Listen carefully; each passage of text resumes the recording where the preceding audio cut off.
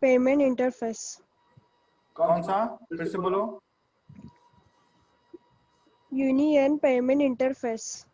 Madam it's not union, unified it's unified payment sorry, interface. फिर से बोलिए। Unified payment interface. Yes correct, है ना। अगले क्लास में याद होना चाहिए, ठीक है। Yes sir. कोई बात नहीं, नहीं याद है तो कोई बात नहीं, डोंट गेट हेजिटेट, है ना। समझाने के लिए मैं खड़ा हूं ना, हाँ सर। पूछने का कि सर याद नहीं है या ऐसा कुछ है तो नहीं है ना। ओके, जब सीरियल देखते हैं ना तो क्या दिखता है उसमें कि 5 मिनट तक पुरानी बातें वो दिखाता है कि लास्ट जो हमारा शो था उसमें क्या हुआ था।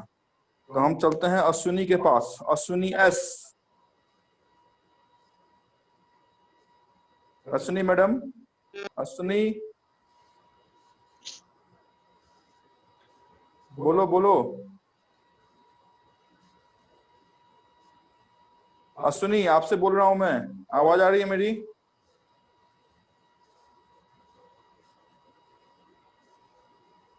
Class must be interactive. आप भी बोले, मुझे भी समझ में आनी चाहिए। आज आप बोलेंगे नहीं तो कैसे पता चलेगा कि समझ में आ रहा। प्रियंका।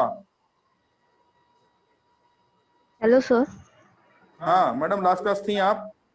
हाँ थी। अगर आधार कार्ड लिंक है तो पैसे कैसे निकलेगा? आधार कार्ड लिंक है कौन सा तो मेथड है हमारे पास? अगर आधार कार्ड बैंक में लिंक है तो कौन सी मेथड हमारे पास है जिससे मैं पैसे निकाल सकता हूँ? UIDA authentication. ऐसा मैंने बताया था लास्ट क्लास मैडम, आपने लिखा था अपने नोटबुक पे। हाँ। तो फिर मैंने AEPS बताया था ना, आधार इनेबल्ड पेमेंट सर्विस या आधार बेस्ड पेमेंट सिस्टम। हाँ, आधार बेस्ड UIDI पेमेंट कहाँ से सिस्टम आया? मैंने सिर्फ APBS। समझाने की कड़ी में ये बताया था। UID इज लिंक, तो ऑटोमेटिक बायोमेट्रिक पे वो कैच करता है, बट द सिस्टम इज हाँ AEPS और ABPS। ओके, हाँ हाँ।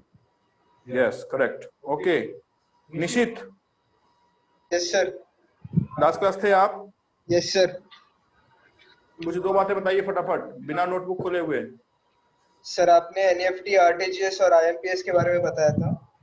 करेक्ट। उसका मॉनिटरिंग एजेंसी। IMPS का फुल फॉर्म बताओ। IMPS इमीडिएट पेमेंट सर्विस और interbank mobile payment system. Very good. IMPS से कितने पैसे हम भेज सकते हैं और इसका फादर कौन है? सर इसका फादर NPCI है जो 2008 में इनकॉर्पोरेट हुआ ग्रेट। था। NPCI का फुल फॉर्म बताइए। ये देख के बता रहे हो क्या भाई? नहीं सर। पक्का? पक्का सर। जय गंगा माँ। क्या क्या? जय गंगा माँ। जय गंगा माँ। क्या बात है, वेरी गुड, ऐसा ही होना चाहिए। Very good. हाँ सर। ओके, कहाँ चलूं मैं? अच्छा, ये मयूर सिंधे किधर गए साहब? मयूर सिंधे, हाँ सर। बोलो भाई, क्यों नहीं बोलते हो? हाँ बोलो। कौन से ब्रांच से हैं आप? दादर। बोलिए। मैंने क्या पढ़ा था लास्ट क्लास? पढ़ा था क्या आपने या पहली क्लास है आपकी? पहली क्लास है सर। अच्छा, तब तो फिर फर्स्ट क्लास में एकदम बिल्कुल गेस्ट की तरफ बैठो, ठीक है। नेक्स्ट क्लास पूछूंगा लेकिन मयूर। ओके, हाँ हाँ ठीक है सर। ठीक है। Priya Mishra, yes sir. आपकी पहली क्लास है? यस ओके, क्या क्वालिफिकेशन है और क्या बनना है? सर ग्रेजुएट हूँ हम्म, एंड बैंक में जॉब करना है। कौन सा बैंक? वर्ल्ड बैंक या एशियन नहीं, डेवलपमेंट बैंक या रिजर्व बैंक या स्टेट बैंक या private bank? State bank. State bank. State bank में क्या है ऐसा, सैलरी ज्यादा मिलती है? नहीं सर, ऐसा नहीं है। फिर क्या है ऐसा स्टेट बैंक में मैडम, बताओ। बोलिए बोलिए, मुझे अच्छा लगेगा सुनने में कि आखिर क्यों लोग स्टेट बैंक बनाना चाहते हैं, क्यों रिजर्व बैंक ऑफ इंडिया में जाना नहीं चाहते हैं। मुझे जरा रीजन जानना है। सर RBI भी चलेगा, बैंकिंग चाहिए जॉब बस। अच्छा, RBI चलेगा? सर वीडियो पॉज हो गया। बट बट क्लरिकल लेवल पे क्यों मैडम? नहीं, एक्चुअली सर इंटरव्यू के higher? टाइम पे घबरा जाती हूँ। किसमें, इंटरव्यू के टाइम पे? हाँ, अभी मैडम आपके प्राइवेट। सामने जो ये 6 फीट लंबा चौड़ा शख्स खड़ा है ना, हाँ, मैं इंटरव्यू की गारंटी लेता हूँ, पता है ना आपको? नहीं sir. Hesitate for interview, interview के लिए भूल जाने का जब तक मैं आप लोगों के साथ हूँ, ठीक है? ठीक है। हाँ, इंटरव्यू के का टेंशन ही छोड़ दो, सिर्फ मेंस ला के मेरे पास आओ कि सर आरबीआई ग्रेड बी का आया है, एसबीआई पीओ का आया है, या एसओ का आया है, या आईपीएस पीओ का आया है। इंटरव्यू की टेंशन मत लीजिए मैडम, मैं ओके हूँ। सर। Okay sir. ओके, चलते हैं अपन। रेनू सर मैडम, आपका वीडियो पॉज हो गया। वीडियो पॉज हो गया? नहीं सर नहीं सर, बराबर है। हाँ सर। नहीं वीडियो पॉज नहीं हुआ सर। जब कोई बोलता है ना तो वो उनको दिखता नहीं, वो पिन, वो बोलो उनको सर पिन करने के लिए। पिन टू वीडियो कीजिए, जिन्होंने ये बोला था पिन टू वीडियो कीजिए, तो फिर सिर्फ मेरी ही स्क्रीन आपको दिखेगी, ठीक है? पहले ही मैंने इंस्ट्रक्शन दे दिया, पिन टू वीडियो कीजिए, तो आपके स्क्रीन से मेरा ही स्क्रीन सिर्फ विजिबल होगा। ओके, किसका नाम मैंने लिया था अभी? ऐसे याद नहीं है, चलो सुनीता के पास चलते हैं। सुनीता जाट, सुनीता जाट, ये लगता है जूम मीटिंग में अपने आप को डाल के लोग फिर चले जाते हैं क्या, खाना बनाने के लिए, खाना खाने के लिए, ऐसा है क्या? Yamini? Yes sir. Yes madam, कौन सी ब्रांच, क्या क्वालिफिकेशन, क्या बनना? Sir pursuing graduation from Dadar. Okay, बनना क्या है मैडम वो बताइए। I want to be a banker. You want to be banker? Will it be okay if you got job in Samarao Vittal Cooperative Bank or HDFC Bank? I will like to go for HDFC Bank. Which bank? HDFC Bank. HDFC Bank. Madam for HDFC direct आप जाके interview दे सकती हैं। HDFC private bank, whether your job is secure or not, it is not guaranteed. So always think to become the part of nationalized bank or public sector bank. ठीक है? Okay sir. तो HDFC, ICICI और axis bank, Kotak bank में अगर जाना है direct walking interview है। You can go, give interview, give your best and can join. Okay sir. Okay, but want to be, always think, want to be a government banker. चलो, है ना? ठीक है। अभी क्या है कि आप नए हैं या आपको मालूम नहीं है कि बैंकिंग में जाना है, कौन सा बैंक में जाना है, या किस बैंक का क्या एडवांटेज, तो सारी बात over the period of time में बताऊंगा कि आखिर क्यों हम गवर्नमेंट बैंक में जाने के लिए प्रिपरेशन करते हैं, और आप और हम एक साथ यहाँ पर मिले हुए हैं। अदरवाइज प्राइवेट बैंक या किसी कोऑपरेटिव बैंक में जाना है तो छोटा सा एग्जाम या अच्छा अगर पर्सनालिटी विद गुड कम्युनिकेशन है, you can give walk in interview. Vimala Patel, Vimala Patel नहीं है। चले हम आज की क्लास शुरुआत करें। सर वीडियो पॉज हो गया आपका। हाँ सर, वीडियो पॉज हो गया। ऐसा लग रहा है मुझे। Yes yes, correct.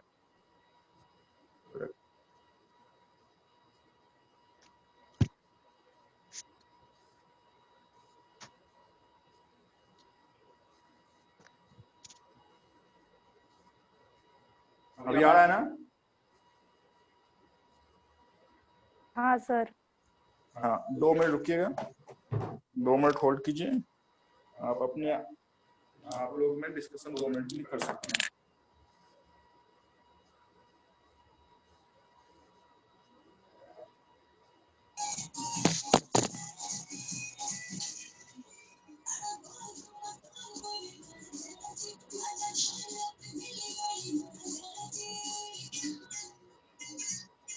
ये गाना कौन गा रहा है भाई?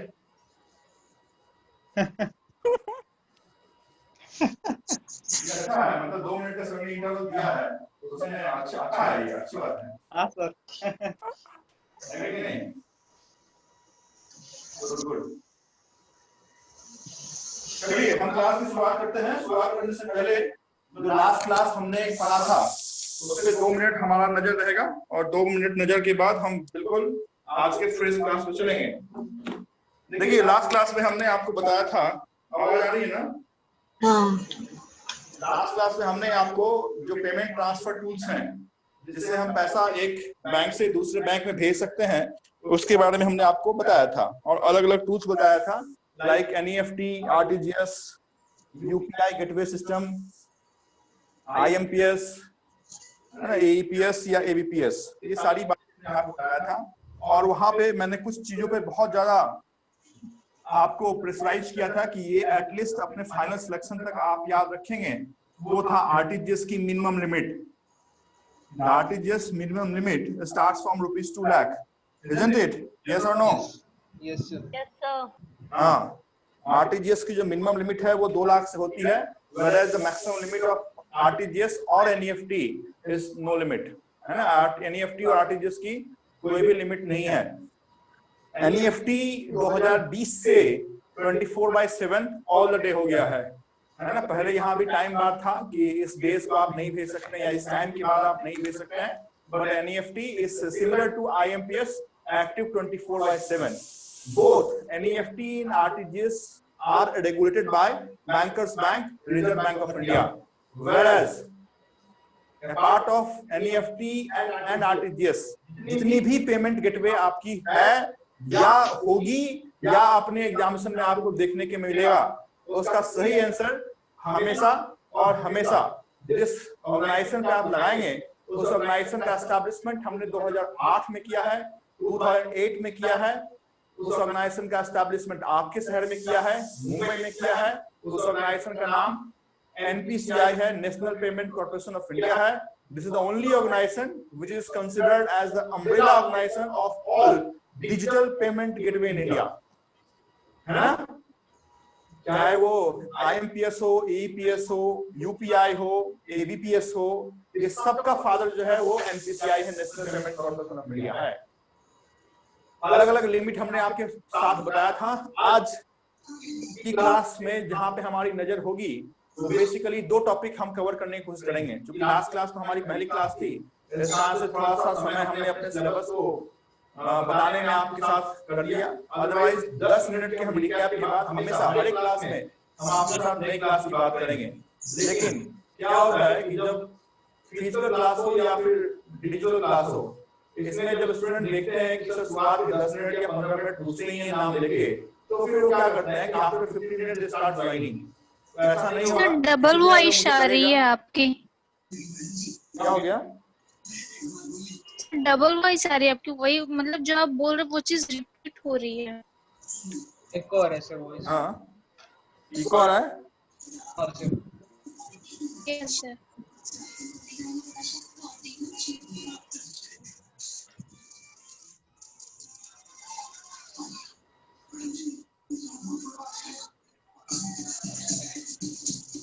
अभी भी आ रहा है? नो सर, बैकग्राउंड में कुछ आ रहा है। No sir. अभी भी आ रहा है? नो, बैकग्राउंड में म्यूजिक आ रहा है। हाँ, वो तो किसी का और चल रहा है। किसी का और माइक ऑन है, अपने माइक ऑफ कीजिए जिसका म्यूजिक आ रहा है।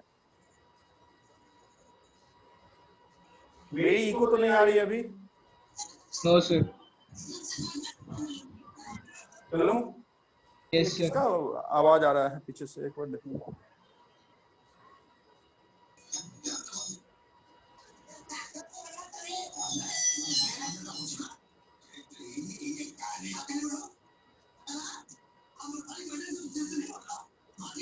इसका तो आवाज आ रहा है पीछे से मुझे।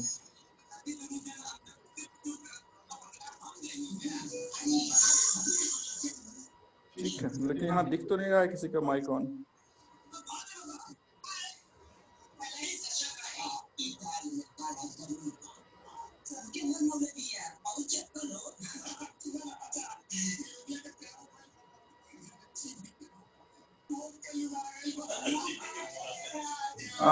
अशोक सर आपका माइक ऑन है?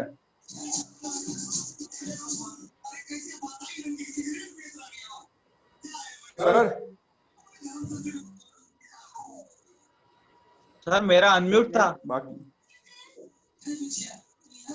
नहीं, 1 मिनट रुक जाओ, शायद सर का ही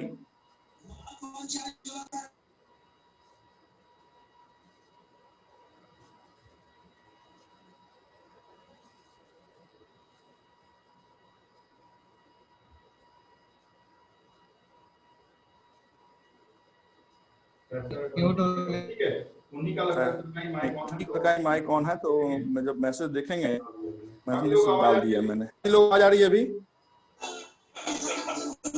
यस सर। आवाज आ रही है? हाँ सर।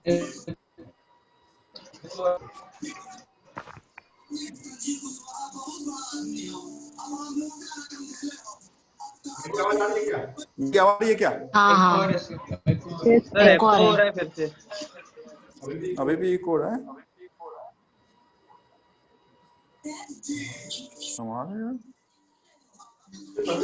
इससे पहले वाले बैच में तो कुछ भी नहीं आया था, ऐसा क्यों आ रहा है? सर अभी अच्छे से आ रही है।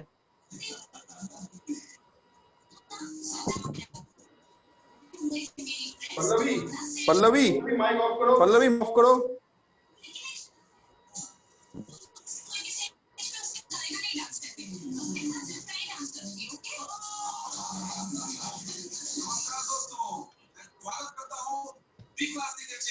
देखिए समझ तो अभी नहीं आना चाहिए।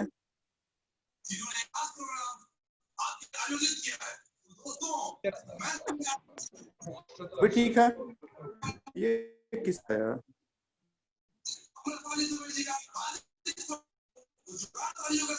सर शायद से अशोक सर का चालू है माइक।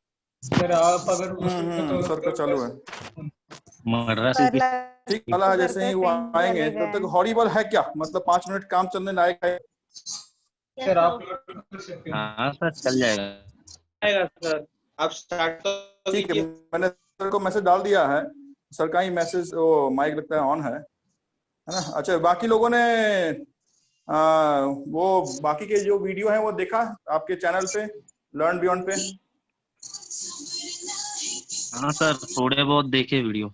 हाँ सर सब्सक्राइब भी किया। बहुत सारे उसमें वीडियो हैं, वो आप रेफर कर सकते हैं, चाहे वो मैथ के हो, चाहे वो रीजनिंग के हो, चाहे वो जीएस के हो। सर चैनल का नाम G learn beyond. Okay ma'am board पे लिखा बोर्ड हुआ पे है। लिखा हुआ है। चलो क्या आगे? हाँ सर। यस चलिए, थोड़ा सा अगर आ रहा हो तो जब तक वो सर देखेंगे नहीं तब तक पता नहीं चलेगा मेरे को, क्या हो रहा है सर? बट फिर भी हम लोग एडजस्ट करने की कोशिश करते हैं। मुझे तो देखिए प्रॉपर। आज हम उस टॉपिक की बात करेंगे। हेलो सर आपका माइक ऑफ है, ऑन है सर। अच्छा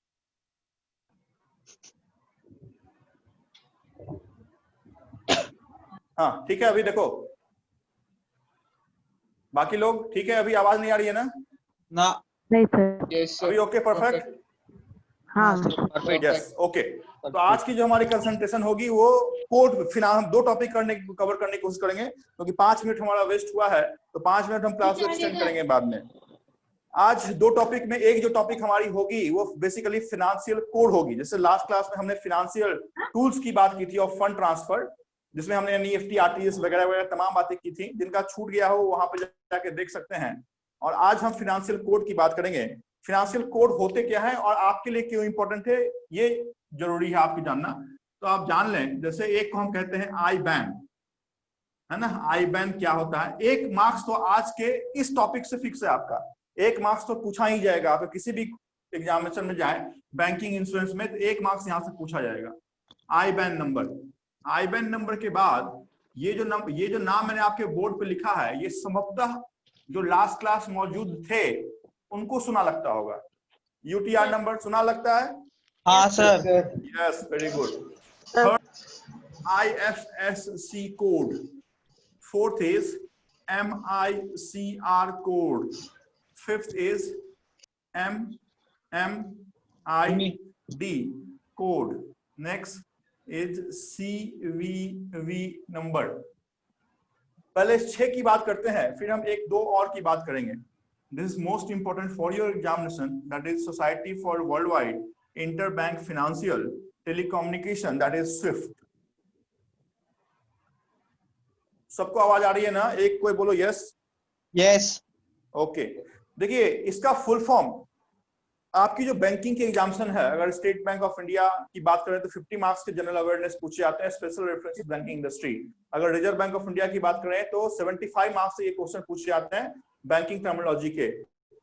या आईबीपीएस की आप बात करेंगे तो 40 मार्क्स से क्वेश्चन पूछे जाते हैं, IBPS clerk, IBPS PO and IBPS RRB. IPS SO का कोई प्रिपरेशन कर रहे हैं तो this is not the part of your syllabus. तो इसके फुल फॉर्म इटसेल्फ आपके लिए बहुत इंपॉर्टेंट है। फुल फॉर्म में एक छोटा नाम दिया आता है, उसका बड़ा नाम पूछा जाता है। तो ये जो 6-7 मैंने आपके बोर्ड पर लिखा है, पहले उसके फुल फॉर्म के बारे में बात करेंगे, फिर फिनेंशियल कोड में कितने डिजिट या कितने अल्फा न्यूमेरिक के वो कोड होते हैं इसके बारे में हम बात करना है। प्लस अगर कोई ऐसा कोड है जिसके बारे में, तो अगर उसका डिजिट है और डिजिट किसी न किसी चीज को अंकित करता है तो उसके बारे में हम बात करना है। First is IBAN number, IBAN, the full form of IBAN number. अच्छा, आप लोगों ने नोटबुक और पेन लिया है ना? हाँ। ओके, मेरे क्लास में नोटबुक और पेन लेने के बाद ही बैठिएगा, है ना? नहीं तो मैं पढ़ा दूंगा, पढ़ाने के बाद आपको 5 मिनट और याद रहेगा, लेकिन एक दिन के बाद याद नहीं रहेगा कि सर ने पढ़ाया क्या था, है ना? तो आप नोटबुक ले लीजिए, पेन ले लीजिए, और जैसे जैसे मैं बोलूंगा वैसे वैसे आप पेन डाउन कीजिए, है ना? इस क्लास के बाद, हर एक क्लास के बाद आपका जो बुक है वही एक कंसेप्ट के रूप में उभर के सामने आना चाहिए।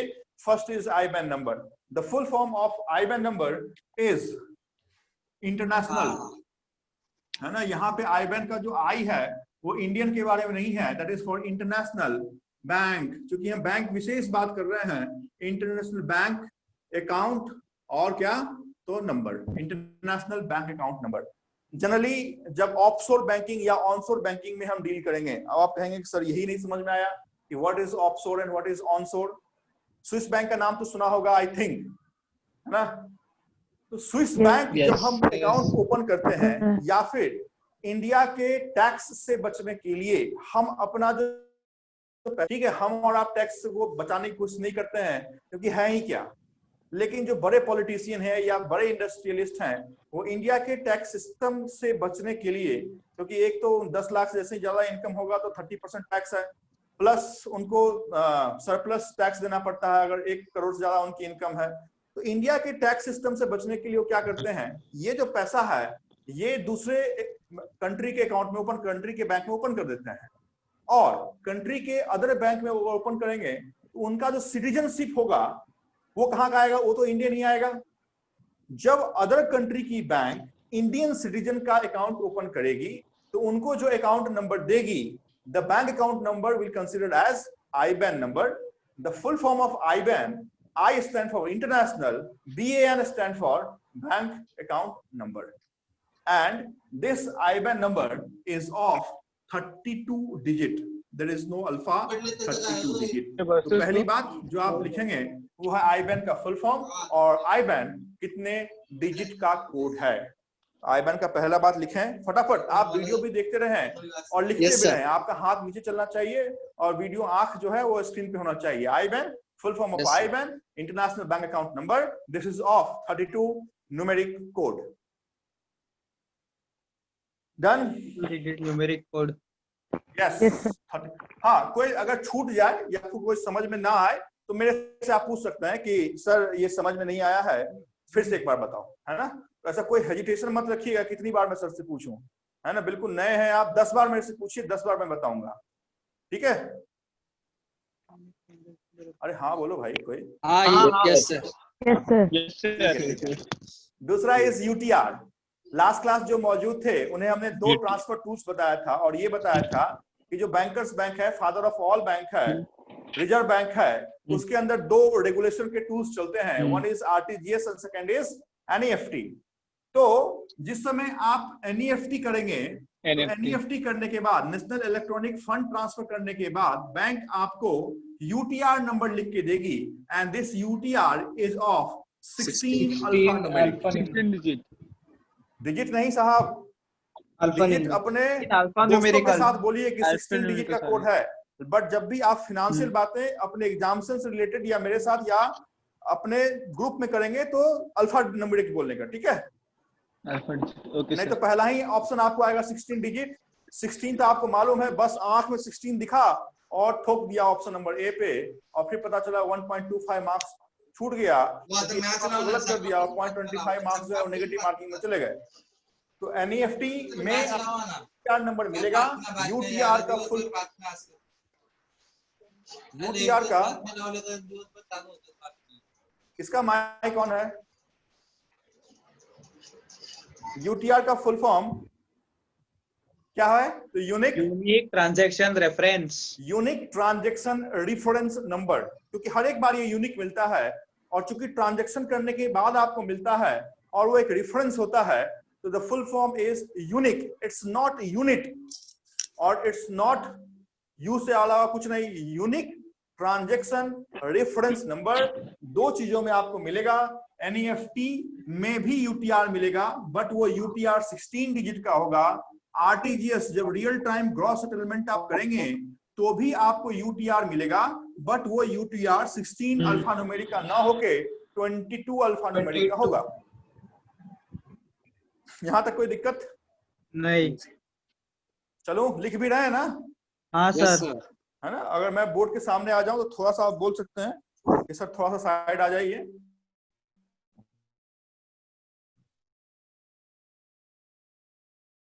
टू 22 अल्फा नंबर आपने को लेंगे, लेंगे कि ऑप्शन में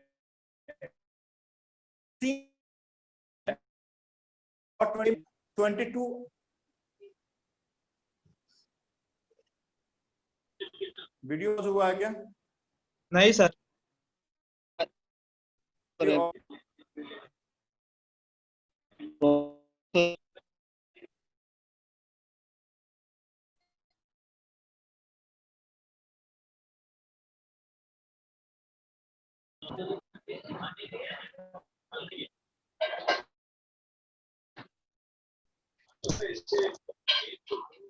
बैकग्राउंड से बहुत आवाज आ रहा है। कहाँ से आ रही है मैडम आवाज?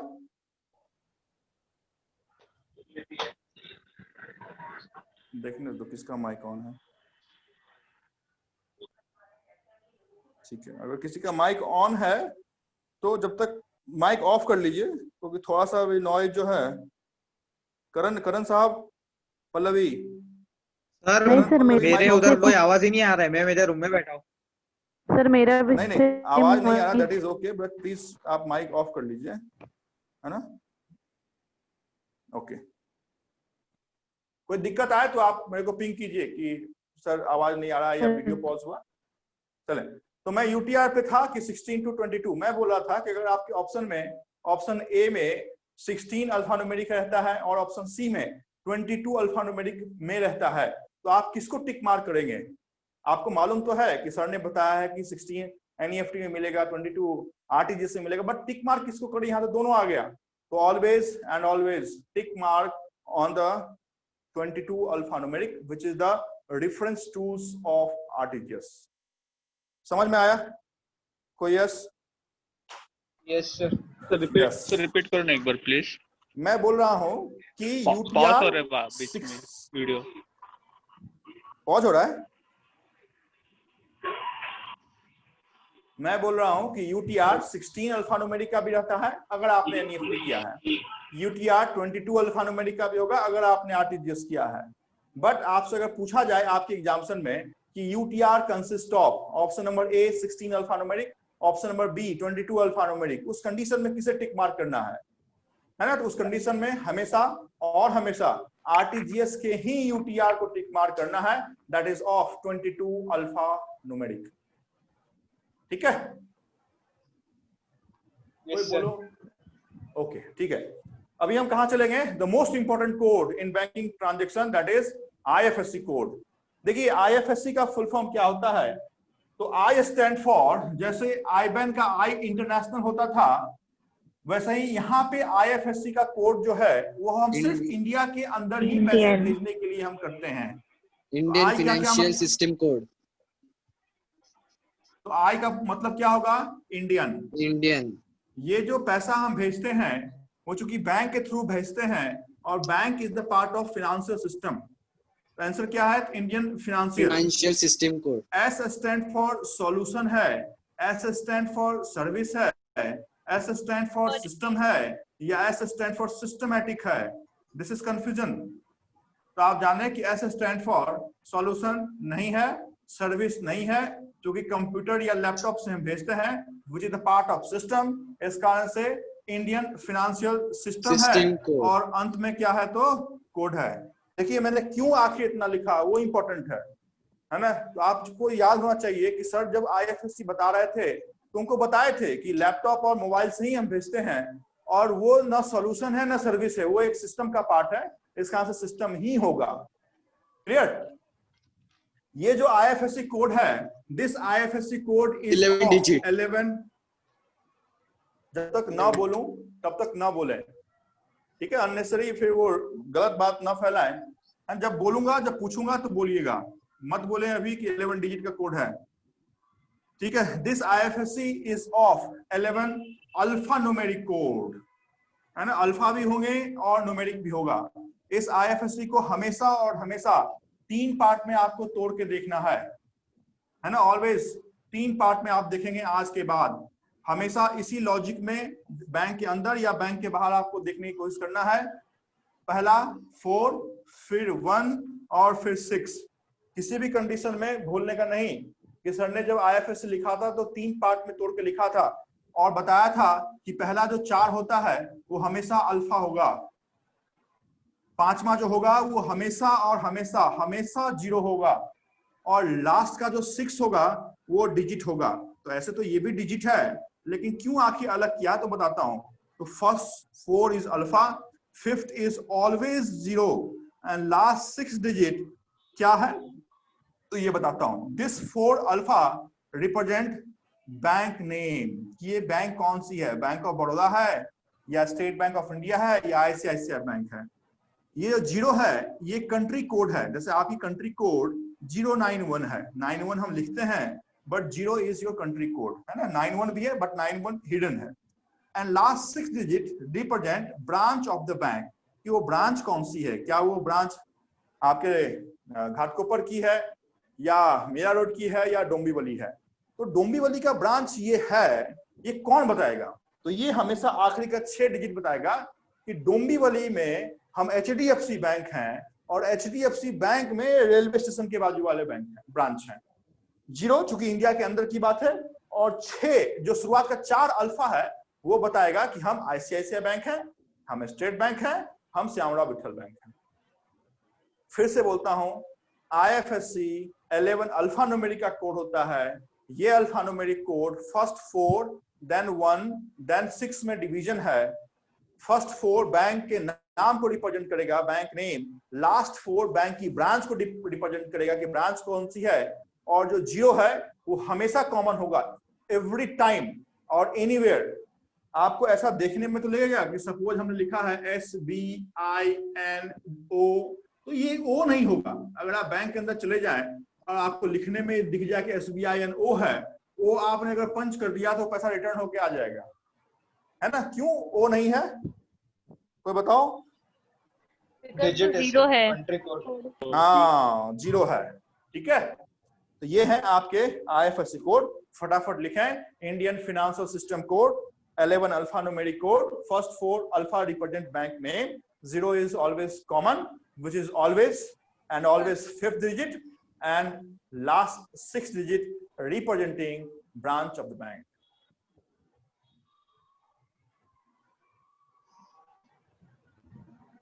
चलें आगे।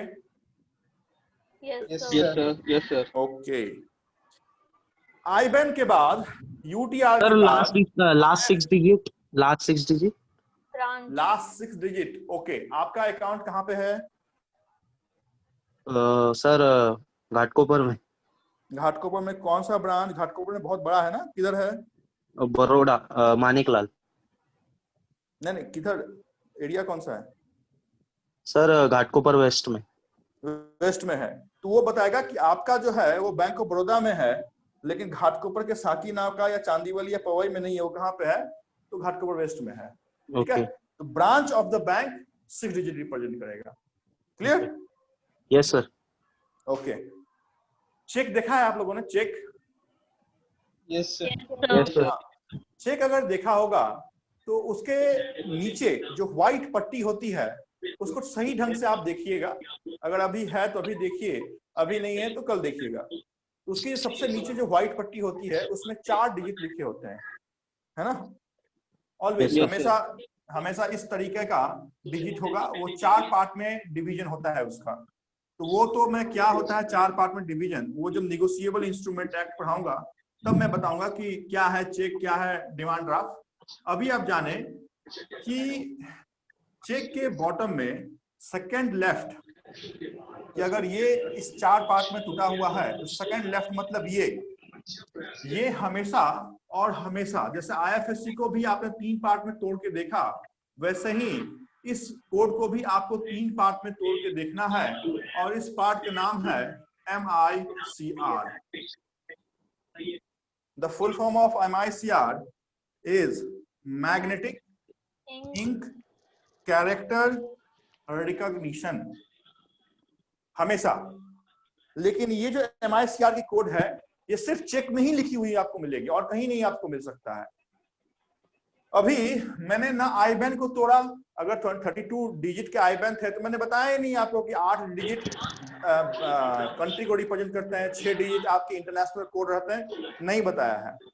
हमने 16 डिजिट या 22 डिजिट UTR को तोड़ के नहीं बताया कि इसमें कितना बैंक का नाम या कितना आपका रेफरेंस नंबर है। हमने IFSC को जरूर तोड़ा, 3 पार्ट में तोड़ा। वैसे ही MICR को हम 3 पार्ट में तोड़ कर देखेंगे। और हमेशा याद रखने का ये क्वेश्चन, क्योंकि ये क्वेश्चन फ्रीक्वेंट टास्क क्वेश्चन है आपके एग्जामिनेशन का, छोटी एग्जामिनेशन हो या RBI ग्रेड B या नाबार्ड ग्रेड A ऑफिसर तक की एग्जामिनेशन हो, कि MICR कितने डिजिट का कोड है। MICR is of 9 digit code, not alphanumeric. 9 digit code है। और पहला जो डिजिट है, पहला जो 3 डिजिट है, ये किस चीज को रिप्रेजेंट करेगा, तो ये हमेशा जिस चीज को रिप्रेजेंट करता है वो क्या होगी, सिटी कोड। जैसे आपका घाटकोपर है तो घाटकोपर का डिजिट क्या है, लगभग यही है ना, 72 4000 72 या 74 ऐसा ही कुछ है। जिप कोड क्या है तो बताओ घाटकोपर वाले। हाँ सर 86 जिप कोड क्या है आपका, पिन कोड 86 86 है ना। Yes sir. हाँ 4000 अगर 86 घाटकोपर वेस्ट का 86। हाँ बोलो हेलो, हाँ बोलिए बोलो। सर MICR का फुल फॉर्म बोलो ना। बताता हूं मैं क्या बोल रहा हूं कि फर्स्ट जो 3 डिजिट है वो किस चीज को रिप्रेजेंट करेगा, तो सिटी को रिप्रेजेंट करेगा। तो आप अपने चेक पे देखिएगा तो MICR कोड जो लिखा होगा वो हमेशा 3 डिजिट 400 ही लिखा हुआ होगा ऑलवेज, अगर घाटकोपर का है तो। क्यों? क्योंकि घाटकोपर का जो 6 डिजिट कोड है वो 400086 है, इसका फर्स्ट 3 डिजिट 400 है, तो first 3 digit of MICR representing city code, next 3 digit of MICR representing bank code, and last 3 digit representing branch code। तो सिटी, पहले सिटी आएगा कि साहब ये सिटी कौन सा है, तो ये मुंबई सिटी है। इस मुंबई सिटी का ये HDFC बैंक है और ये HDFC बैंक का घाटकोपर शाखा है। समझ में आया आपको, है ना।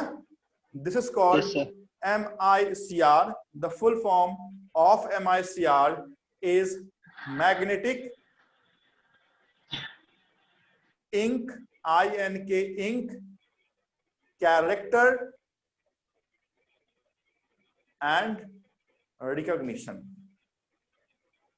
क्या आखिर इस कोड का इंपॉर्टेंस है, तो आप जाने कि जब भी आप चेक डालते हैं, सपोज आपको चेक मिला अपनी कंपनी से HDFC बैंक का और आपका अकाउंट बैंक ऑफ बड़ौदा में है ना, आपको चेक मिला है HDFC बैंक का but you are having account in bank of Baroda, तो आप जो चेक जमा करेंगे वो हमेशा बैंक ऑफ बड़ौदा में ही जमा करेंगे, आपकी जो अपनी बैंक है उसी में जमा करेंगे, है ना। लेकिन अलग अलग 2 अलग अलग पैर है, 2 अलग अलग लेग है, तो इसके बीच में जो ट्रांजैक्शन होगा वो कैसे पहचानेगा कि कौन सा बैंक का है, तो सिर्फ यही वो डिजिट है जो बताएगा कि चेक जो है हमारा वो HDFC बैंक का है।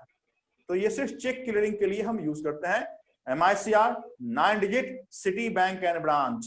पहला 3 सिटी ही होगा, never never ever, you all have to forget this fact. चले 4 डिजिट में कोई दिक्कत? No sir. नो, ठीक है। अभी किस पे चलो?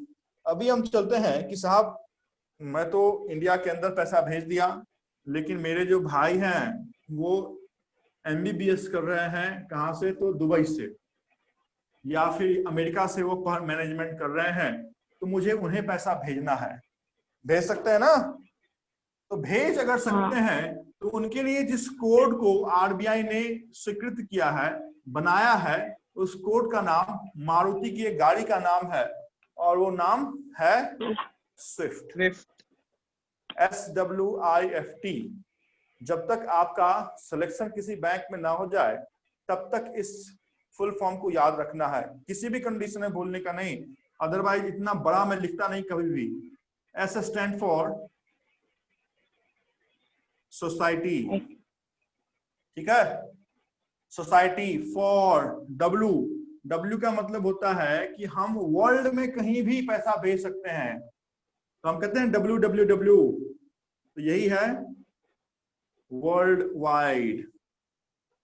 देखिए इतना ज्यादा इंपॉर्टेंट है कि इतना ज्यादा मैं स्ट्रेस देके इतने बड़े लेटर में आपके लिए लिख रहा हूं, सोसाइटी फॉर वर्ल्ड वाइड। अभी क्या बात आती है कि साहब दुबई में तो मिलेगा नहीं आपको HDFC बैंक, या मिलेगा नहीं स्टेट बैंक, मिला भी तो बहुत गिना चुना आपको मिलेगा, तो वहां के सिटी बैंक में हमको भेजना है, या बार्कलेज बैंक में हमको भेजना है, या रॉयल बैंक ऑफ स्कॉटलैंड में हमको भेजना है।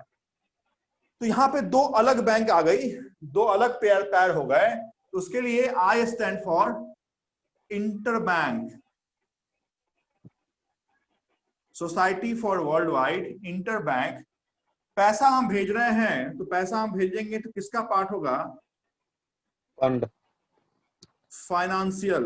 जैसे IFSC कोड का था ना इंडियन फिनेंशियल, तो ये पैसा हम चूंकि भेज रहे हैं तो फिनेंशियल ही होगा। And this T stand for what? This T stand for trust है, ट्रांसफर है, क्या टूल्स है? Transfer sir. ट्रांसफर है ना? टेलीकम्युनिकेशन। ओके।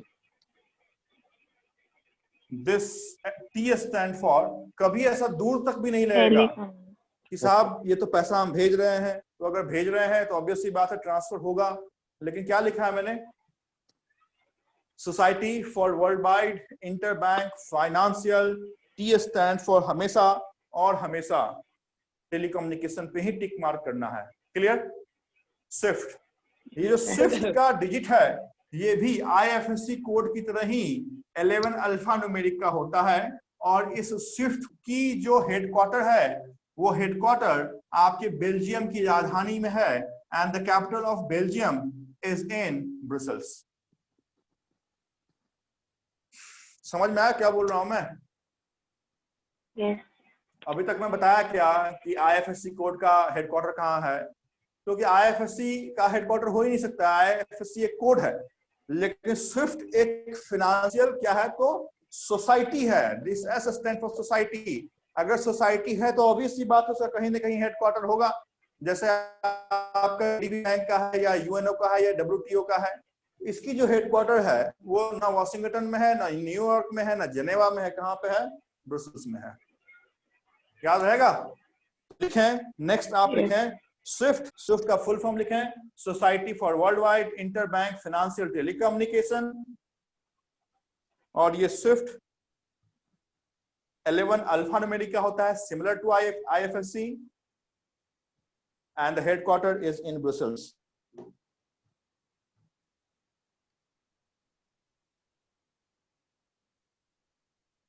कोई दिक्कत यहाँ पे?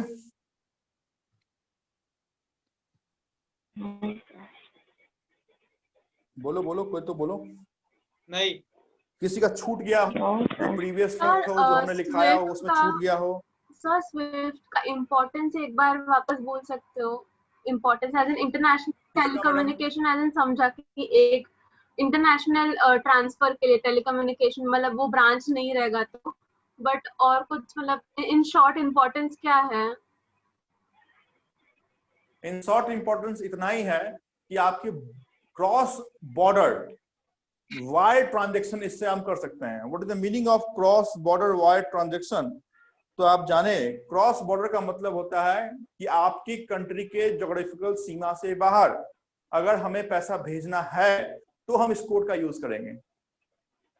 ये कोड ये डिसाइड करता है कि हमारा जो पैसा है वो किस कंट्री में जाएगा, किस बैंक में जाएगा, उस बैंक की कौन से ब्रांच में जाएगा और उस ब्रांच के कौन से कस्टमर के अकाउंट में से क्रेडिट होना है। This is what the use of swift code. सिर्फ इतना ही याद रखने का कि this code is useful whenever there is international payment gateway is included. ठीक है, ओके सर। लेकिन जब इंडिया में भेजना होगा तो हम किसका यूज करेंगे मैडम? MICR का ना? किसका यूज करेंगे? Yes, हम इतना सोचना नहीं, IFSC का ही यूज करेंगे क्योंकि MICR तो मैंने पहले ही बताया चेक के नीचे होता है। UTR नंबर का तो हम यूज कर ही नहीं सकते हैं क्योंकि UTR तो ट्रांजेक्शन करने के बाद हमें बैंक देती है और IBN तो बैंक अकाउंट का नंबर है। क्लियर? तो हम इंडिया के अंदर पैसे भेजेंगे तो स्विफ्ट और इंडिया के बाहर पैसे हम भेजेंगे, सॉरी इंडिया के अंदर पैसे भेजेंगे तो IFSC और इंडिया के बाहर पैसे भेजेंगे तो डायरेक्ट चढ़ेंगे हम मारुति के डिजायर गाड़ी पे। यहाँ तक क्लियर? Yes sir. कॉन्फिडेंस आना चाहिए, क्लास के बाद कॉन्फिडेंस आना चाहिए कि आज तो हमने कुछ तो नया सीखा है, नहीं तो सर ने पढ़ाया और पढ़ के फिर चल दिए, ऐसा नहीं होना चाहिए। आज हमने कुछ तो नया लर्न किया है, वो जो हमने लर्न किया उसका इम्प्लीमेंटेशन देखिए कहाँ हो सकता है और आपके एग्जामिनेशन के लिए कहाँ यूजफुल है, वहां पर फिट कर देने का उसको। क्योंकि बहुत सारे ऐसे फैक्ट है कि हम देखिए आखिर बैंकिंग की जो एग्जामिनेशन है इतना वास्ट सिलेबस है, लेकिन उस सिलेबस में इतना ही हमें पढ़ना है। वो आपको मैं बता रहा हूँ कि इतना आप पढ़ें संभवतः आप जनरल अवेयरनेस में सबसे अग्रिम पायदान पे होंगे अगर याद रखा है तो। कंडीशन अप्लाई है कि जितनी बात आने वाले क्लासेस में बताऊंगा वो सारी बात, अगर स्टैटिकल अवेयरनेस की बात, बैंकिंग अवेयरनेस की बात, फाइनेंशियल अवेयरनेस की बात, प्लस स्पोर्ट्स की बात, प्लस करंट अफेयर्स की बात अगर इक्वली आपको इंपॉर्टेंट है तो अनडाउटेबली जनरल अवेयरनेस सबसे अच्छा आप मार के जा सकते हैं। जनरल अवेयरनेस बहुत टफ और बहुत आसान सा सिलेबस होता है। टफ उनके लिए होता है जो प्री का रिजल्ट आने के बाद जगते हैं और प्रतियोगिता दर्पण या बैंकिंग क्रॉनिकल और बैंकिंग यू लेके बैठते हैं और फिर ये सोचते हैं कि हम ये पढ़ लें और यही हमें एग्जाम से मिलेगा या पूछा जाएगा। ऐसा कभी नहीं होता है। For general awareness you have to build the concept और वो कंसेप्ट वहां पर आपको मिलेगा। चलो, तो बार बार आपको जगाता रहूंगा कि इस नजरिए से आप पढ़ेंगे, इस दौर से आप पढ़ेंगे तो आपको क्वेश्चन आसान आपके एग्जामिनेशन में देखने को मिलेगा। अभी हम चलते हैं, आपकी जो ATM कार्ड है, ATM है ना, सबके पास ATM होगा? क्या हो गया, ATM में पैसे ज्यादा हो गया क्या? तो IFSC कोड भेजता हूं मैं।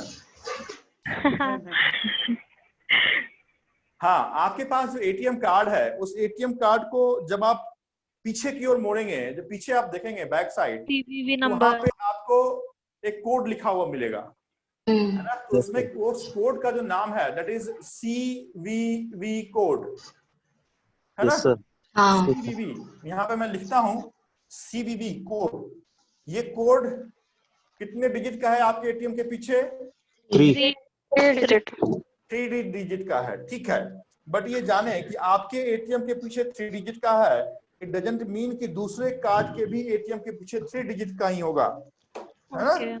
तो ये जो CVV कोड है ये minimum of 3 digit and maximum कितने डिजिट का होगा? 4 डिजिट। क्लियर? ये CVV का फुल फॉर्म क्या होता है वो आपके लिए इंपॉर्टेंट है, that is called verification. Card verification, V stand for value. बहुत जगह आप बहुत सारे एग्जाम्स देंगे तो कार्ड ना देख के आपको क्या दे देता है, तो कस्टमर वेरिफिकेशन वैल्यू देता है, which is also the correct answer of CVV। आपको ये याद रखना है कि CVV कहाँ मिलेगा, तो आपके प्लास्टिक कार्ड के पीछे मिलेगा। फिर से सुने मैं क्या बोल रहा हूँ, आपकी ATM कार्ड, अभी जो आप कार्ड रखे हुए हैं, मैं पूछता हूँ, थोड़ा सा सबको जगाता भी हूँ ना, मैं पूछता हूँ योगेश साहब से। योगेश जगह क्या? सो गया ये? ओके, मैं पूछता हूं अभी प्रियंका मिश्रा, ये है क्या? ये पिछले बार भी अवेलेबल नहीं हुई थी। चलो पूर्वा, पूर्वा। हाँ बोलिए सर। अच्छा आप हैं पूर्वा? हाँ आवाज आ रही है क्या मेरी? आ रहे सर, बोलिए ना। योगेश बोल रहे हो ना तुम? हाँ योगेश बोल रहे, बोलिए ना सर। मैं पूर्वा को बुला रहा हूँ ना, तो आप क्यों बोल हेलो, रहे हैं? हाँ बोलिए सर। पूर्वा आपका नाम है क्या? आवाज नहीं आ रहा आपका सर।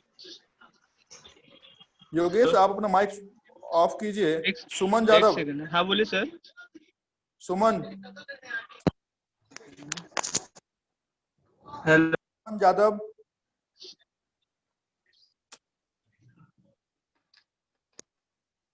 सुमन कहाँ रह रहे हैं यार, पता नहीं चलता है। हाँ बोलिए सर। सुमन बोल रहे हो? मैं योगेश बोल रहा हूँ। अरे योगेश आप अपना ऑफ कीजिए, म्यूट कीजिए आपका। तेजल।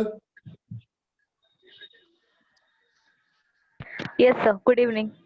Good evening madam. चलो आप तो आई कम से कम। मेरे को ये बताइए क्या पूछ रहा था वही भूल गया। इस 5 लोगों के चक्कर में ना गजनी की तरफ भूल जाता हूँ क्या बुला रहा था।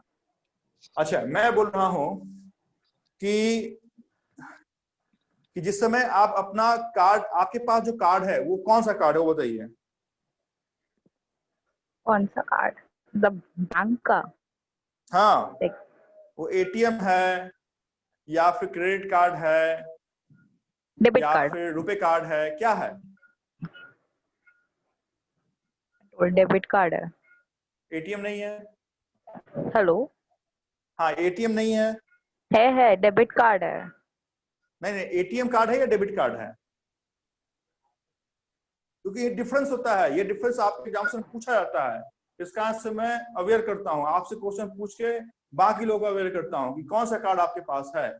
एटीएम है या डेबिट कार्ड है या क्रेडिट कार्ड है या रुपए कार्ड है या वीजा कार्ड है या मास्टर कार्ड है या अमेरिकन एक्सप्रेस कार्ड है, कौन सा है? सर देखना पड़ेगा। आज तक तो हमने देखा ही नहीं कौन सा कार्ड है। मैं तो सिर्फ जाती थी और पैसे निकाल के शॉपिंग कर लेती थी। तो आप जाने सुने, एटीएम कार्ड आपको नहीं दिया जाता है 2007 के बाद, है ना। There is no ATM card concept in Indian banking financial system. ATM बंद हो चुका है। एटीएम कार्ड क्या होता था तो मैं आपको बता दूं कि सपोज अगर आपका ATM Shyamrao Vithal cooperative bank में है तो फिर श्यामराव विठल कोऑपरेटिव बैंक के एटीएम से ही आप सिर्फ पैसा निकाल सकते थे। You are not suppose to make any financial transaction other than Shyamrao Vittal Cooperative Bank. This was the pure ATM card concept is clear. लेकिन अभी क्या है, अभी आपके पास कार्ड है, सपोज कोटक महिंद्रा बैंक का कार्ड है, तो आप किसी भी बैंक के एटीएम से आप पैसा निकालते हैं because your card is ATM come debit card. Clear. और जितनी भी कार्ड है इस कार्ड को मिला के जो हम नाम देते हैं वो नाम आज के क्लास के बाद भूलने का नहीं, उसका नाम है plastic card. Money. Plastic money नहीं भाई, प्लास्टिक कार्ड, है ना। प्लास्टिक कार्ड बोले या फिर दूसरे जिसने बोला है plastic money, that is also the right answer कि प्लास्टिक मनी भी आप उसको बोल सकते हैं। तो प्लास्टिक मनी का बच्चा कौन सा होगा? तो एटीएम कार्ड। एटीएम आपको मिलता नहीं है, इसका आंसर डेबिट कार्ड होगा या फिर क्रेडिट कार्ड भी हो सकता है। क्रेडिट कार्ड भी होगा, डेबिट जो भी कार्ड सिस्टम है वो प्लास्टिक कार्ड होगा। और हर एक प्लास्टिक कार्ड के पीछे आपको कस्टमर या कार्ड वेरिफिकेशन वैल्यू कोड लिखा होता है and this is of 3 to 4 numeric code. Clear? Yes बोलो, फटाफट लिखो फिर आगे हम बढ़ेंगे। Yes sir. कॉन्सेप्ट क्लियर हो रहा है ना? यस हम आगे चल के सर। पढ़ाएंगे, आगे चल के मैं बताऊंगा कि रुपए कार्ड्स क्या अंतर है या फिर व्हाइट लेवल एटीएम क्या है, ब्राउन लेवल एटीएम क्या है।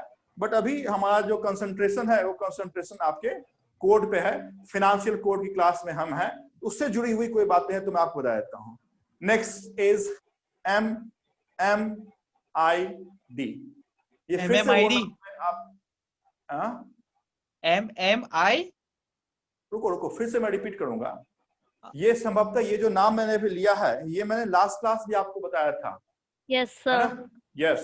लास्ट क्लास में मैंने यूटीआर नंबर और दिस MMID कोड का नाम आपको बताया था, और ये बताया था कि जब मोबाइल से हम पैसे भेजते हैं तो वहां पे MMID का भी हम यूज कर सकते हैं। दिस MMID इज ऑफ कितने डिजिट का मैडम? 7 digit. क्या बात है, वेरी गुड। क्या नाम है आपका? Vimla Patel. ओके, पीछे का देखा नहीं ना? No, sir. Very good. MMID, this MMID का फुल फॉर्म है mobile, M for mobile, M for money, mobile money, I stand for identifier, ID stand for identifier, और चूंकि ये कोड है इसका से MMID code, and this code is of 7 digit code. There is no alpha in MMID code. कब मिलेगा साहब ये MMID कोड? तो whenever you are making transaction through IMPS, जब भी आप मोबाइल से पैसे भेजने की कोशिश करेंगे और नेट नहीं है आपके पास, तो नॉन वेव मेथड है ये। अगर नेट नहीं है तो MMID कोड से आप पैसे भेज सकते हैं, बट जनरली इसका यूज होता नहीं है। बट फिर भी आपके एग्जामिनेशन में MMID का फुल फॉर्म और कितने डिजिट का ये कोड है ये आपसे पूछा जाता है। सर आप वापस MMID का फुल फॉर्म बता सकते हो?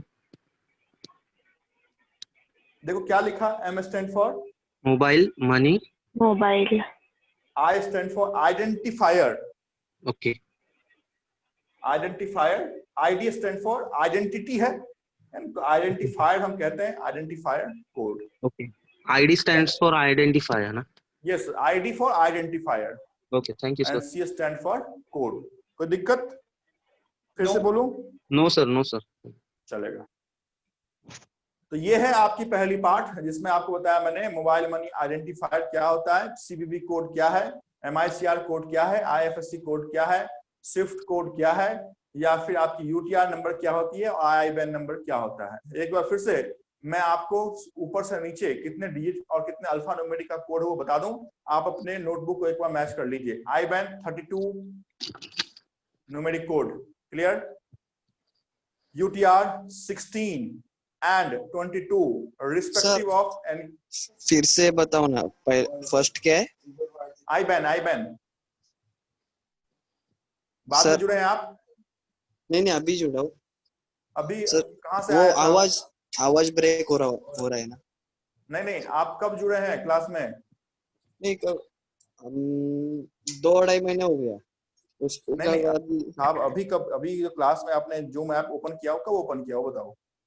नहीं चालू है ना, वो नेट मेरा अटक रहा था ना बीच में, इसलिए आवाज कट रहा है। नहीं अभी नहीं। ठीक है, तो IBAN international bank account number 32 numeric code, ठीक है। UTR अगर NEFT है तो 16, अगर RTGS है तो 22 but alpha numeric. IFSC and Swift दोनों 11 अल्फा न्यूमेरिक। मैच हो रहा है ना? Yes.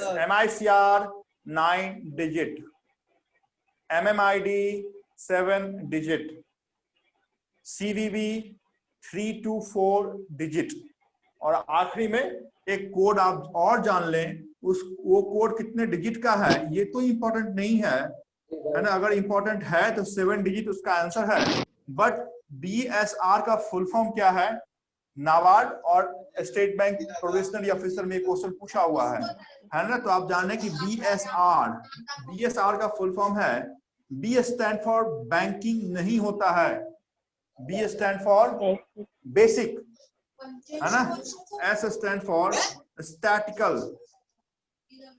Basic statistical reference number.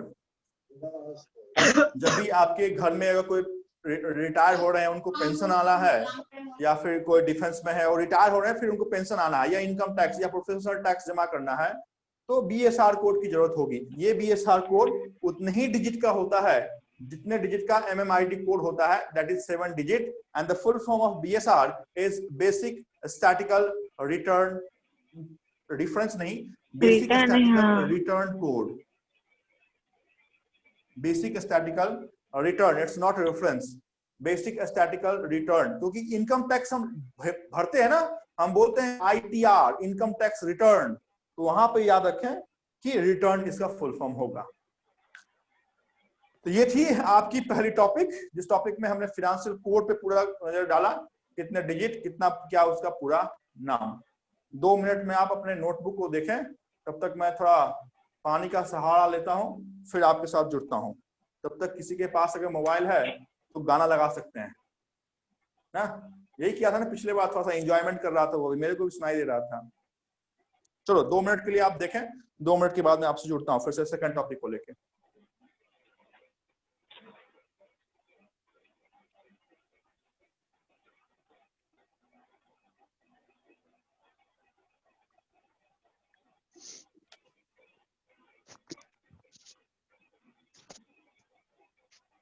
Hello. Hello. Yes, Hello. sir. Yeah. Are you able to see the board? Board पे लिखा हुआ सब दिख रहा है ना प्रॉपर Yes, आप लोगों sir. हाँ, को, है ना उस चीज को लेके? नो प्रॉब्लम सर, दिख रहा है सर। किसी को इशू तो नहीं आ रहा ना देखने में बोर्ड पे? No, sir. No sir. Clear? हाँ हाँ। Okay okay. तो लास्ट टाइम सर ने बैठ के पढ़ाया था ना, तो बैठ के वो इम्पैक्ट नहीं आ पाता पढ़ाने का, तो इसलिए we are just like a class, जैसे क्लास में पढ़ाते हैं वैसे ही पढ़ाया जाए सब चीजें, तो it will more comfortable. Reasoning की समझ में आ रहा है आप लोगों को? रीजनिंग की सर पढ़ा रहे हैं रोहित? हाँ सर समझ रहे हैं। हाँ यस सर। सर, कंफर्टेबल हाँ सर। सर। समझ में आ रहा है ना? हाँ सर।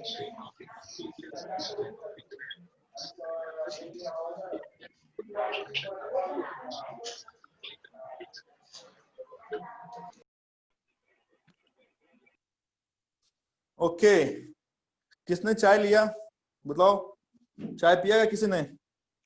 चाय नहीं पीते सर। नहीं चाय नहीं सर। पीते हैं, ओनली ऑक्सीजन। जूस पिए जूस। अरे वाह वाह वाह वाह वाह वाह, जूस की जरूरत जिसे है, जो 1 घंटे 2.5 घंटे से खड़ा है हाँ? उसे जरूरत है ना? ओके चलिए, बोल रहे हैं सब रिफ्रेश हो गए? Yes. Yes sir. Yes yes yes yes yes. चलो देखते हैं। अच्छा, आज लास्ट क्लास में नहीं थे और आज की क्लास में पहली बार हैं, कौन है वो? नाम बताओ। लक्षिता। लक्षिता, यस, आप तो जीएस में भी थी मैडम, ठीक है। दूसरा? मृणाली पवार। मृणाली, आप जीएस में थी क्या? Yes sir. ओके ओके, और कौन है? रॉय क्रेस्टो। हाँ क्रेस्टो साहब, यस यस, आप तो लंबे अवधि के लिए मुझे याद रहेंगे। यस, और कौन है? Third, fourth? किसी ने भी एग्जाम दिया क्या आरआरबी का? आरआरबी नहीं सर। किसी ने दिया है? No no. हाँ दिया मैंने। दिया है आपने? किसने दिया है, नाम बताओ। अस्मिता। अस्मिता मैडम, कैसा गया पेपर? अच्छा था। कितना बनाया?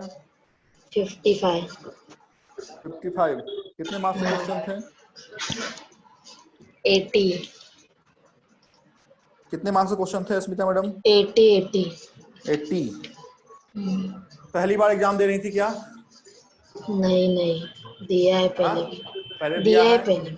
आपको क्या लगा, किस चीज का कमी था आप में, वो बताइए। तो मैथ्स का प्रैक्टिस नहीं किया था इतना, मतलब स्पीड नहीं आ पाया मैथ्स में। टाइम मैनेजमेंट लगा ना आपको, कि टाइम मैनेज नहीं हो पाया?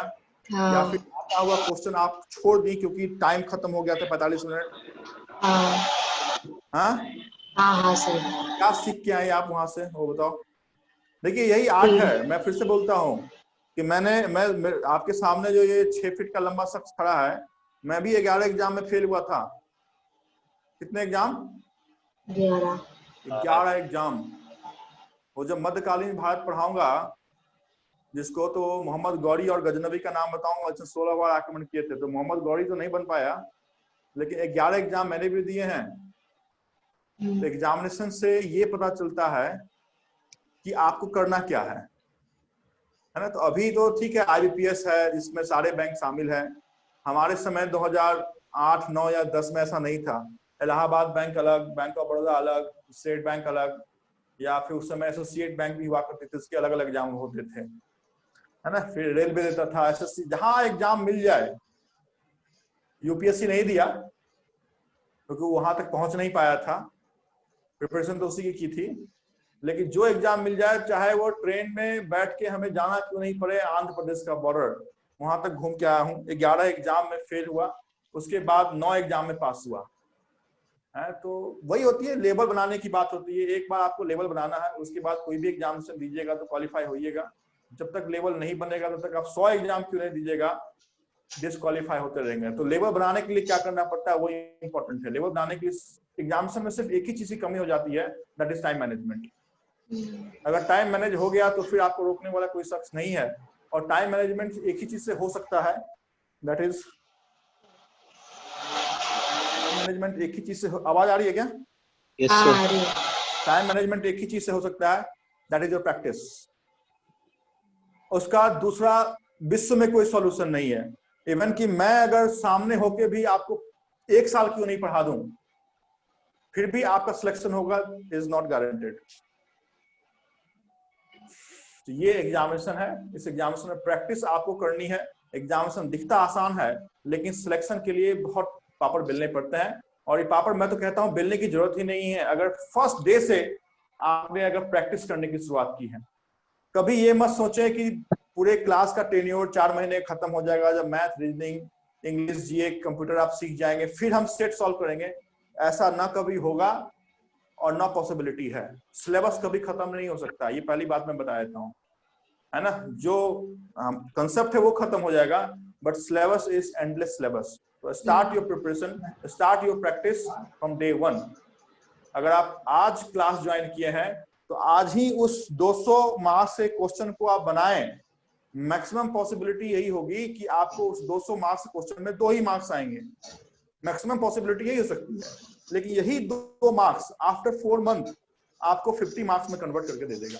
लेकिन 4 महीने के बाद अगर शुरुआत करेंगे फिर से आप, शुरुआत फिर से उसी 2 मार्क्स से होगा। तो ये बहुत बड़ा एक्सपीरियंस है, इस एक्सपीरियंस को हमेशा शेयर करता रहूंगा मैं आपके साथ। अभी हम चलते हैं उस ऑर्गेनाइजेशन की ओर, जिस ऑर्गेनाइजेशन का एस्टैब्लिशमेंट हमने 2008 मुंबई में किया। वो ऑर्गेनाइजेशन एक अम्ब्रेला ऑर्गेनाइजेशन है आपकी हर एक डिजिटल पे इंडिया के लिए। उस सर PCI, कोई कुछ बोल रहे हैं? सर मुझे वो पूछना था, अभी बैंक ऑफ इंडिया का नोटिफिकेशन आया है स्पेशलिस्ट ऑफिसर का।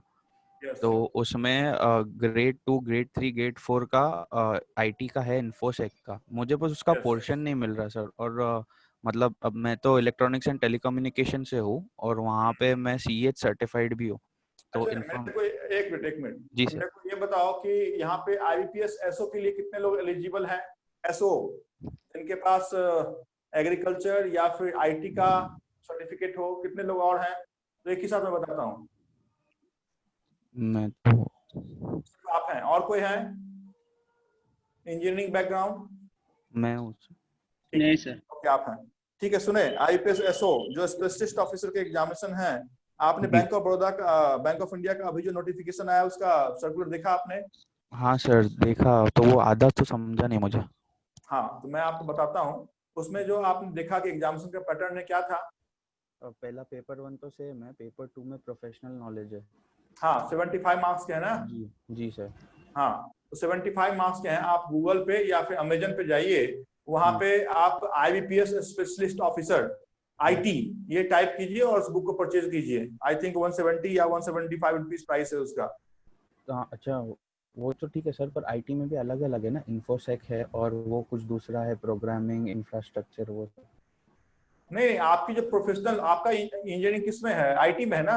हाँ, तो IT का बुक परचेज करो ना।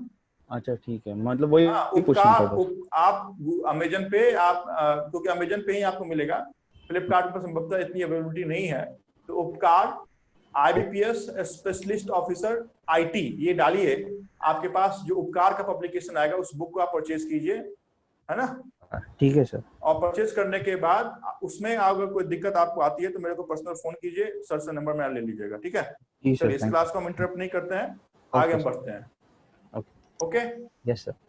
यस, तो हम बता रहे थे कि अम्ब्रेला ऑर्गेनाइजेशन है, उस अम्ब्रेला ऑर्गेनाइजेशन का नाम है कौन सा?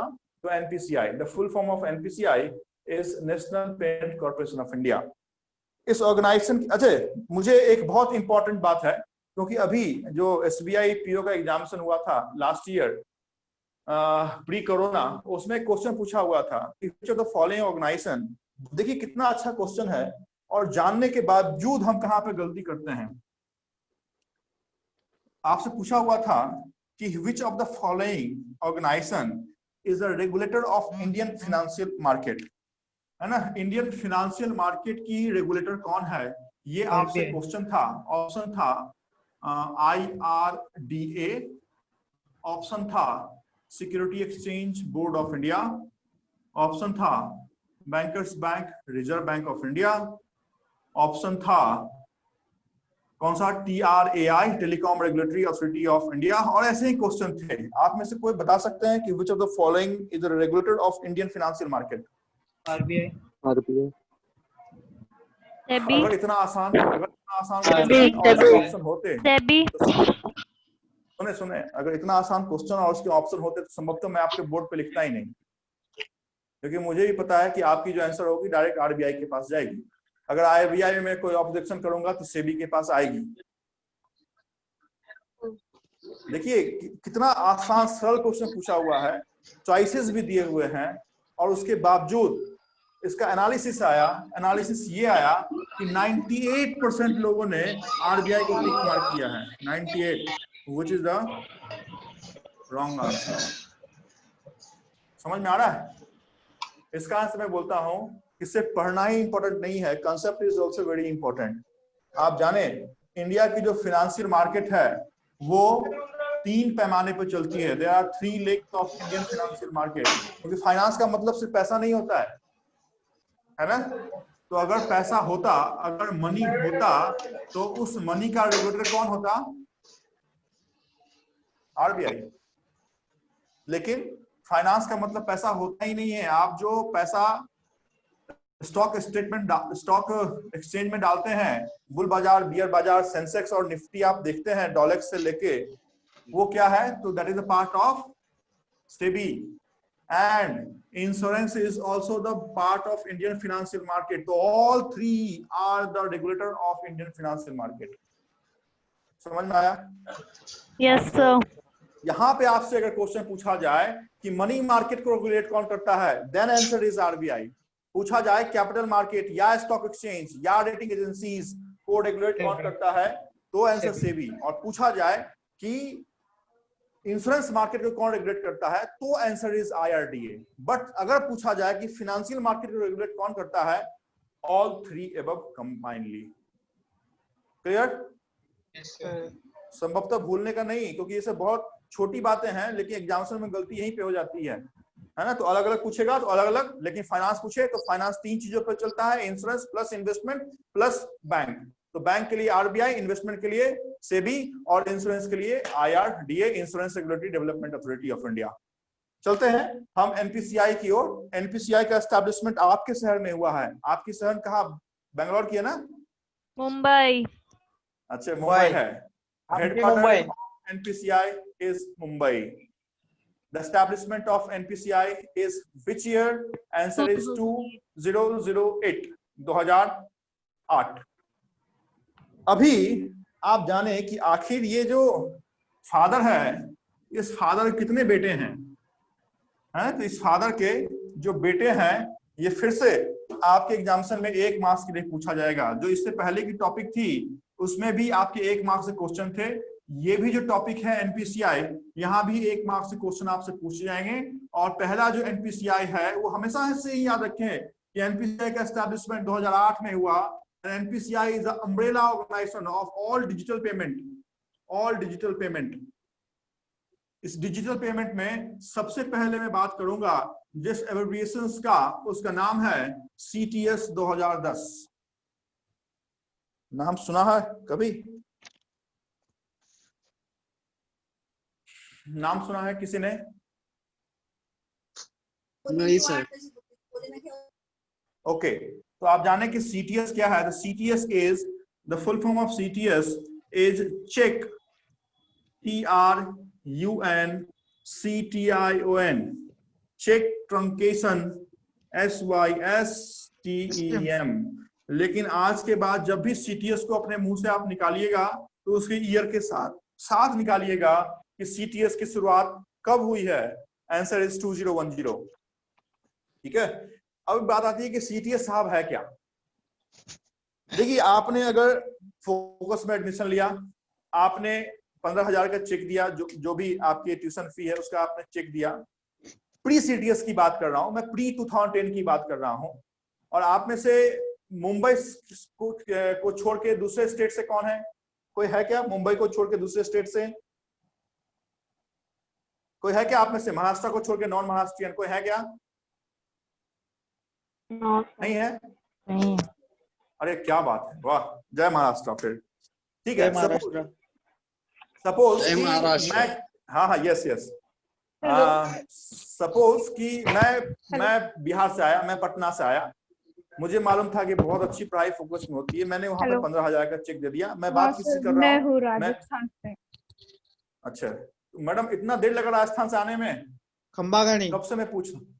ठीक है, चलिए मैडम आपको ही लेके चलते हैं। आप राजस्थान से हैं, आप मुंबई पहुंच गई, आपको ये मालूम चला कि चलो यहाँ पे एडमिशन ले लेते हैं, तो आपने एडमिशन ले लिया। मैं प्री सीटीएस की बात कर रहा हूँ, 2010 से पहले की बात कर रहा हूँ। अगर ऐसा किया होता आपने तो, क्योंकि मुझे कंसेप्ट बिल्डअप करना है कि सीटीएस को आज के बाद भूलने का नहीं कि क्या है सीटीएस।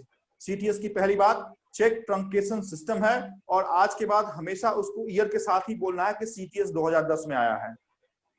तो मैडम ने एडमिशन ले लिया राजस्थान से, मैडम ने फोकस क्लासेस को 15,000 का चेक दे दिया, है ना। फोकस क्लासेस क्या करेगा, तो उसको अपने पास लेगा और उसकी अगर अकाउंट एचडीएफसी बैंक में है तो एचडीएफसी बैंक में डाल देगा। फिर वो एचडीएफसी बैंक डोंबिवली के मेन ब्रांच से निकल के, बैकग्राउंड डिस्टर्बेंस है बहुत। सर बैकग्राउंड में कोई तो बोल रहा है। सुनाई नहीं दे रहा है। अनिकेत है सर, वो अनिकेत नाम है कोई।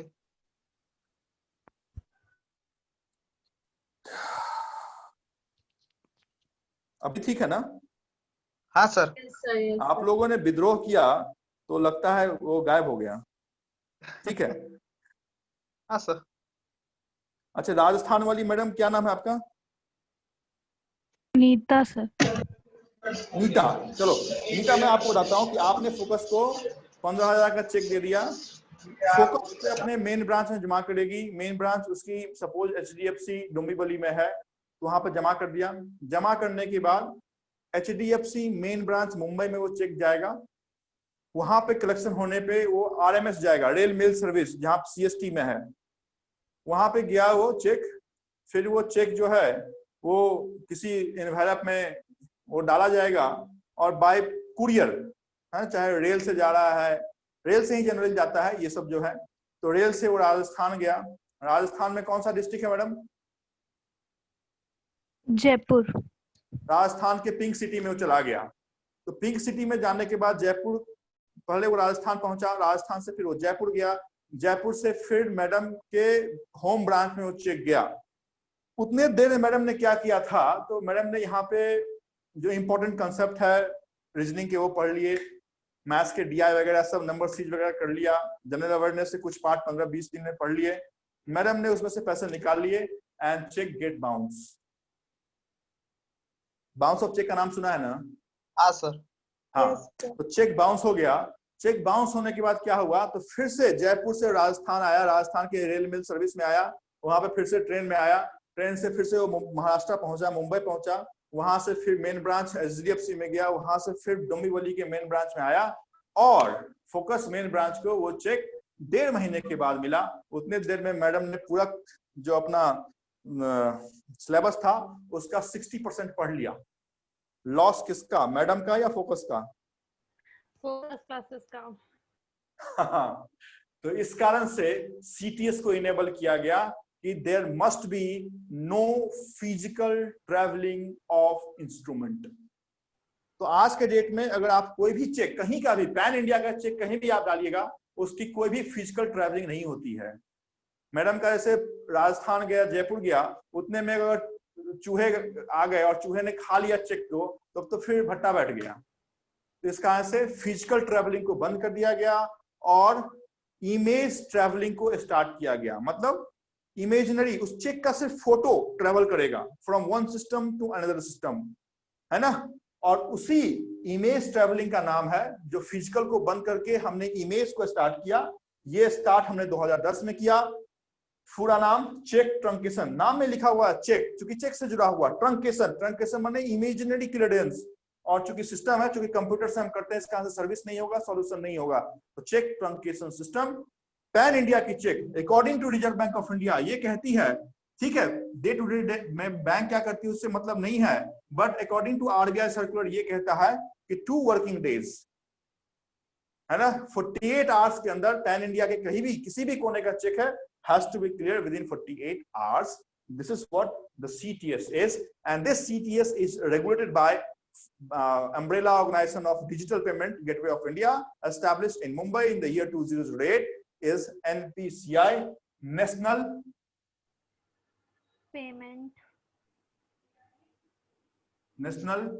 Payment.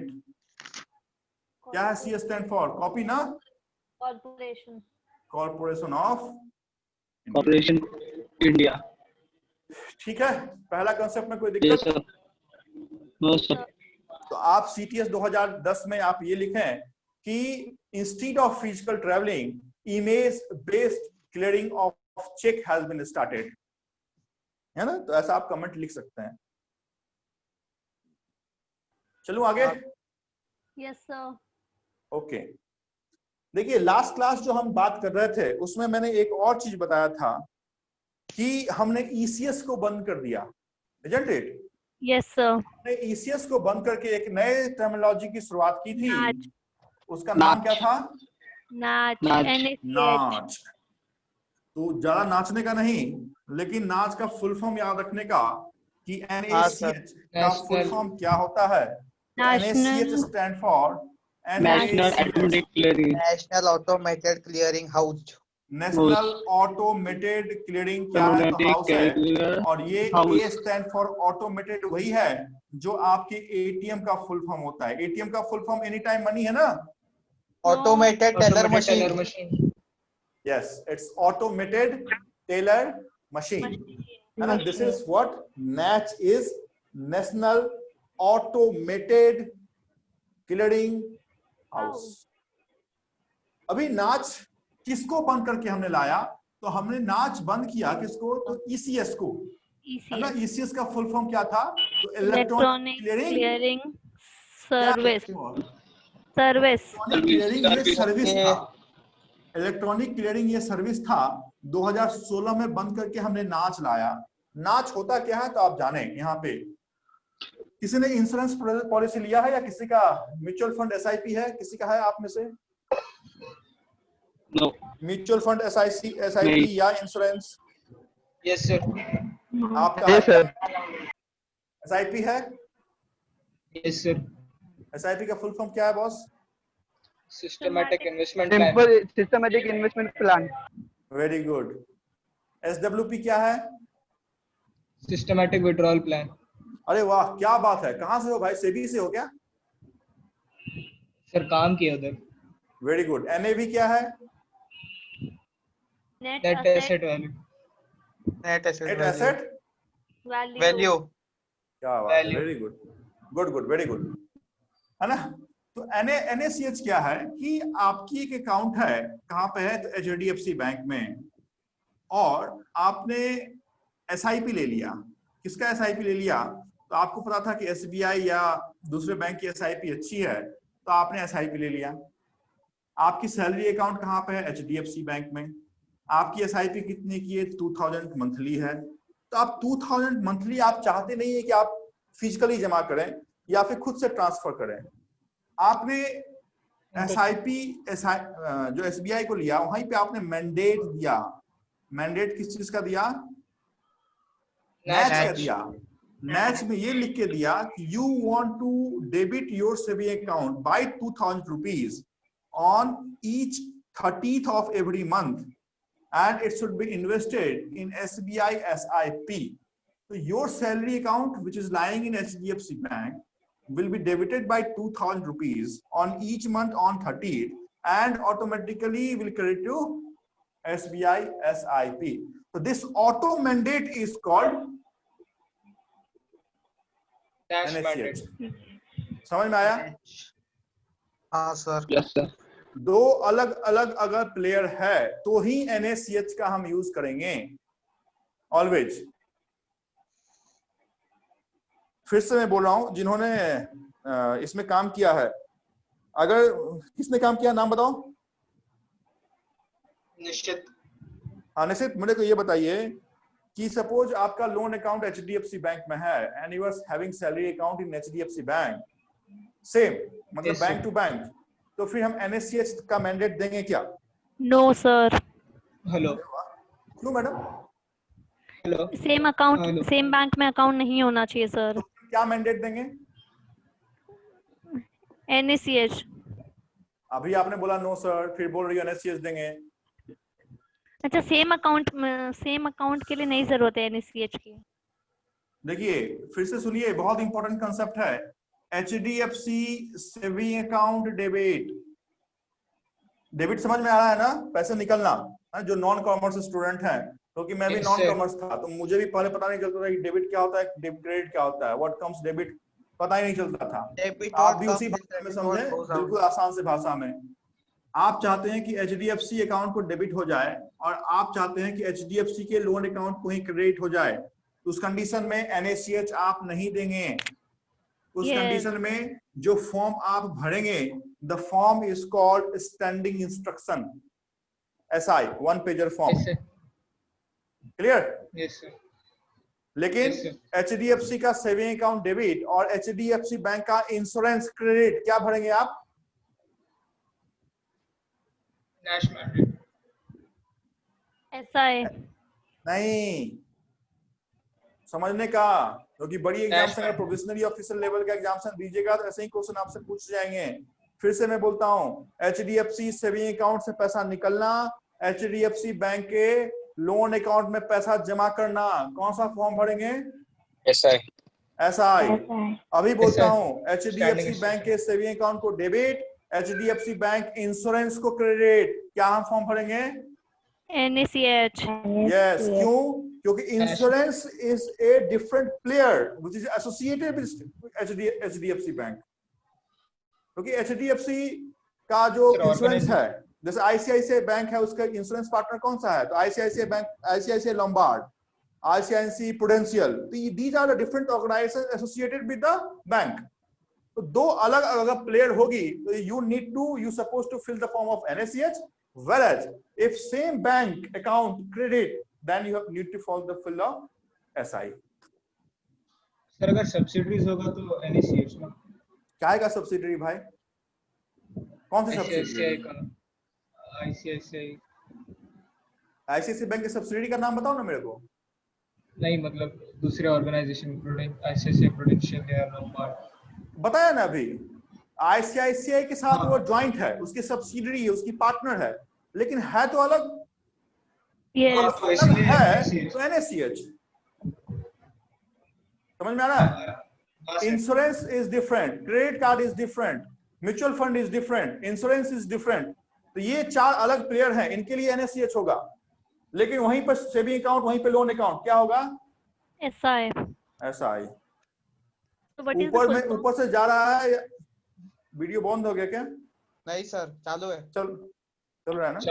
चालू। अभी समझ में आ रहा है क्या बोलने की कोशिश कर रहा हूं मैं? Yes sir. Yes.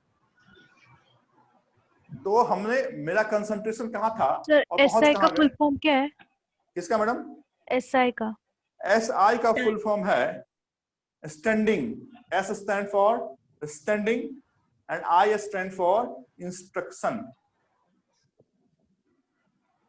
Clear? NaCH का फुल फॉर्म क्या है? National automated clearing house. मेरा कंसंट्रेशन NPCI पे है, दूसरे पहलू पे है, और CTS के बाद हम NaCH की बात कर रहे हैं। लेकिन वहीं पे चूंकि NaCH का बहुत ज्यादा सिमिलरिटी SI में होता है और यहाँ पे कंफ्यूजन तमाम बच्चों में होता है, इस कारण से मैंने आपको क्लियर कर दिया है कि NaCH हम कहाँ यूज करेंगे और SI हम कहाँ यूज करेंगे। चले? Okay. SBI account debit and SBI PPF account credit, क्या फॉर्म भरेंगे? NaCH। वाह मैडम, स्टैंडिंग इंस्ट्रक्शन। सॉरी। आराम से। मैं कोई यहाँ भारत रत्न नहीं दे रहा हूँ, ना पद्म भूषण दे रहा हूँ। सोचने का पहले कि सर ने क्वेश्चन क्या पूछा है। सावधानी हटी, दुर्घटना घटी। SBI account debit, SBI PPF account credit, SI, SBI account debit, SBI RD account credit, SI, SBI account debit, SBI loan account, car loan account, personal loan account, है ना, credit, SI, SBI account debit, insurance account credit, always NACH। Clear है? Yes sir. बढ़े हम? Yes sir. Okay, good good.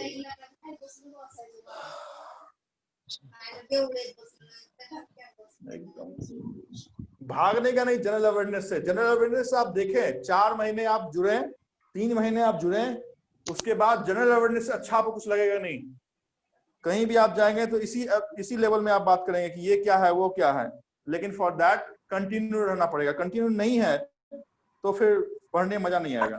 Sir एक minor doubt है। Minor क्या madam, major पूछो। ये आपने बताया बैंक टू लोन, वो समझा, बैंक टू इंश्योरेंस। अगर बैंक टू इंश्योरेंस रहेगा तो NACH रहेगा, वो क्लियर होगा। बैंक टू बैंक मतलब टू बी लोन वगैरह का रहेगा, वो SI रहेगा, वो समझा। बट वो सेबी का पार्ट थोड़ा क्लियर नहीं हुआ। कौन सा सेबी का? मतलब सेबी के लिए SI के NACH वो पार्ट क्लियर नहीं हुआ, बाकी लोन और इंश्योरेंस का क्लियर हो गया। नहीं, एक बार फिर से आपने क्वेश्चन को रिपीट कीजिए मैडम। मतलब अभी NACH बैंक टू इंश्योरेंस वो मुझे समझा, ओके। हाँ। और SI bank to loan as in कुछ डेबिट होके, मतलब वो मुझे पार्ट समझ गया लोन का, पर सेबी का पार्ट नहीं समझा, एज इन सेबी कभी यूज होता है। सेबी किधर बताया मैडम? NACH में हमने सेबी का नाम किधर लिया? नहीं, मतलब वो म्यूचुअल फंड्स और वो SIP अगर सेम बैंक के रह गए तो। अच्छा, म्यूचुअल फंड का बोल रही हैं क्या? आपका अकाउंट कहाँ है वो बताइए। SBI में है। SBI म्यूचुअल फंड है क्या आपके पास? नहीं है। SBI mutual fund is a private company. वो डील किसमें करती है? वो डील करती है कैपिटल मार्केट में, मतलब सेबी के अंदर उसका रेगुलेशन चलता है, ठीक है। लेकिन है वो क्या? तो प्राइवेट कंपनी है। और बैंक चूंकि रिटेल बैंकिंग में डील करता है, इस कारण से हर एक जो उसको फिनेंशियल प्रोडक्ट है उसको बेचना है। क्लियर? क्योंकि रिटेल और होलसेल बैंकिंग अलग अलग, पैरा बैंकिंग सब होते हैं। तो रिटेल बैंकिंग का मतलब है कि एक ही छत के नीचे, जैसे बिग बाजार में आपको हर एक प्रोडक्ट मिलता है, वैसे रिटेल बैंकिंग का मतलब होता है कि एक ही छत के नीचे हर एक फिनेंशियल प्रोडक्ट आपको मिलना। हर फिनेंशियल प्रोडक्ट कहने का मतलब यहाँ पे ये है कि insurance is also financial product, credit card is also financial product, locker is also financial product, whereas your mutual fund is also financial product। तो ये 4 चीजों को बेचने का जो राइट है वो सेबी ने RBI को भी दिया है। लेकिन ये 4 चीजें बैंकों के साथ एसोसिएट हैं, उसकी सब्सिडियरी आप बोल सकते हैं या उसकी आप एटपार कंपनी बोल सकते हैं। तो ये जो सब्सिडियरी होगी, इसके बीच में हमेशा आपको इंटर बैंक ट्रांजेक्शन करना पड़ेगा। इंटर बैंक करने का मतलब है कि SBI से पैसा निकल के इंश्योरेंस को क्रेडिट हो रहा है, तो दैट इज कॉल्ड NACH। समझ में आया? Yes sir. समझ में नहीं भी आया होगा तो मत बोलो मैडम यस सर, फिर से पूछो, मैं फिर से बताऊंगा। हाँ वो तो समझा, बट ये पार्ट नहीं समझा कि वो म्यूचुअल फंड्स इज NACH की नहीं। वो मतलब ये कॉन्सेप्ट में ये बहुत ही ज्यादा कंफ्यूजन हो रहा है कि म्यूचुअल फंड्स और जितने शेयर है SIP वो NACH है कि नहीं, बस उतना जाना है। यस और नो? बिल्कुल NACH है, बिल्कुल है। एक बिल्कुल याद रखो कि कैपिटल मार्केट का कोई भी प्रोडक्ट NACH में ही आएगा। ओके सर, ओके, है ना। लेकिन RBI के अंदर का कोई भी प्रोडक्ट ऐसा ही नहीं आएगा। मार्केट का कोई भी प्रोडक्ट, म्यूचुअल फंड क्या है? कैपिटल मार्केट प्रोडक्ट है। लेकिन IRDA का प्रोडक्ट क्या है? इंश्योरेंस है। ये सब जो IRDA अलग है, सेबी अलग है, तो इनके बीच में क्या होगा? नाच करने वाला काम होगा, इतना याद रखने का। Yes sir, clear. Done? Yes sir. Very good. चलें आगे। अरे Yes, हाँ sir. या सुना है? Yes, sir. उसमें भी थे Yes, sir. और जीए में भी है, उनको तो पक्का नींद आ रहा होगा, लेकिन फिर भी मेरी हमेशा से कोशिश रहती है कि मेरे क्लास में आप जगे रहें, क्योंकि जागो ग्राहक जागो is the tagline of government of India also. आप जगेंगे तो ही आपका बेनिफिट है। चलिए, मैंने तो बेनिफिट ले लिया भाई 2010 में, तो उसकी बात नहीं कर रहा हूँ। अभी हम कहाँ पे थे? एनपीसीआई पे थे।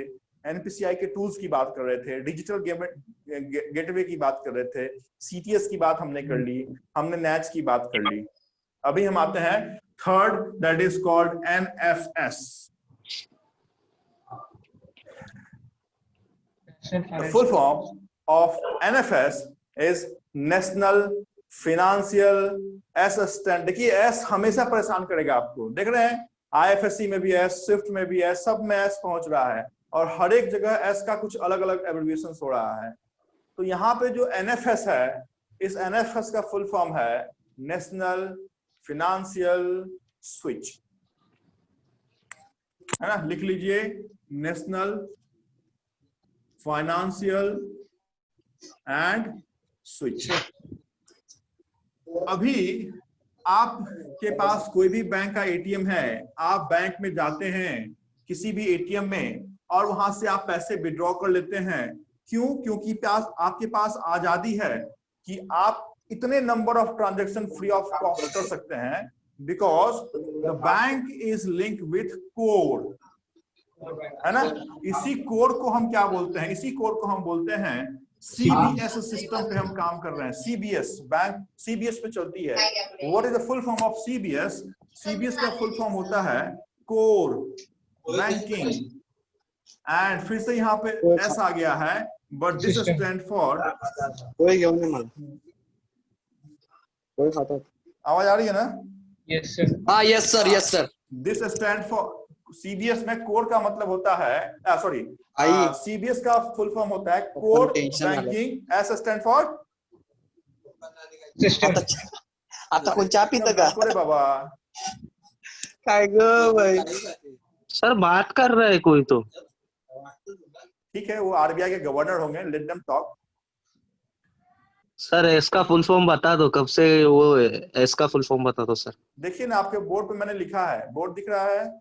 Yes sir. क्या लिखा है? सॉल्यूशन।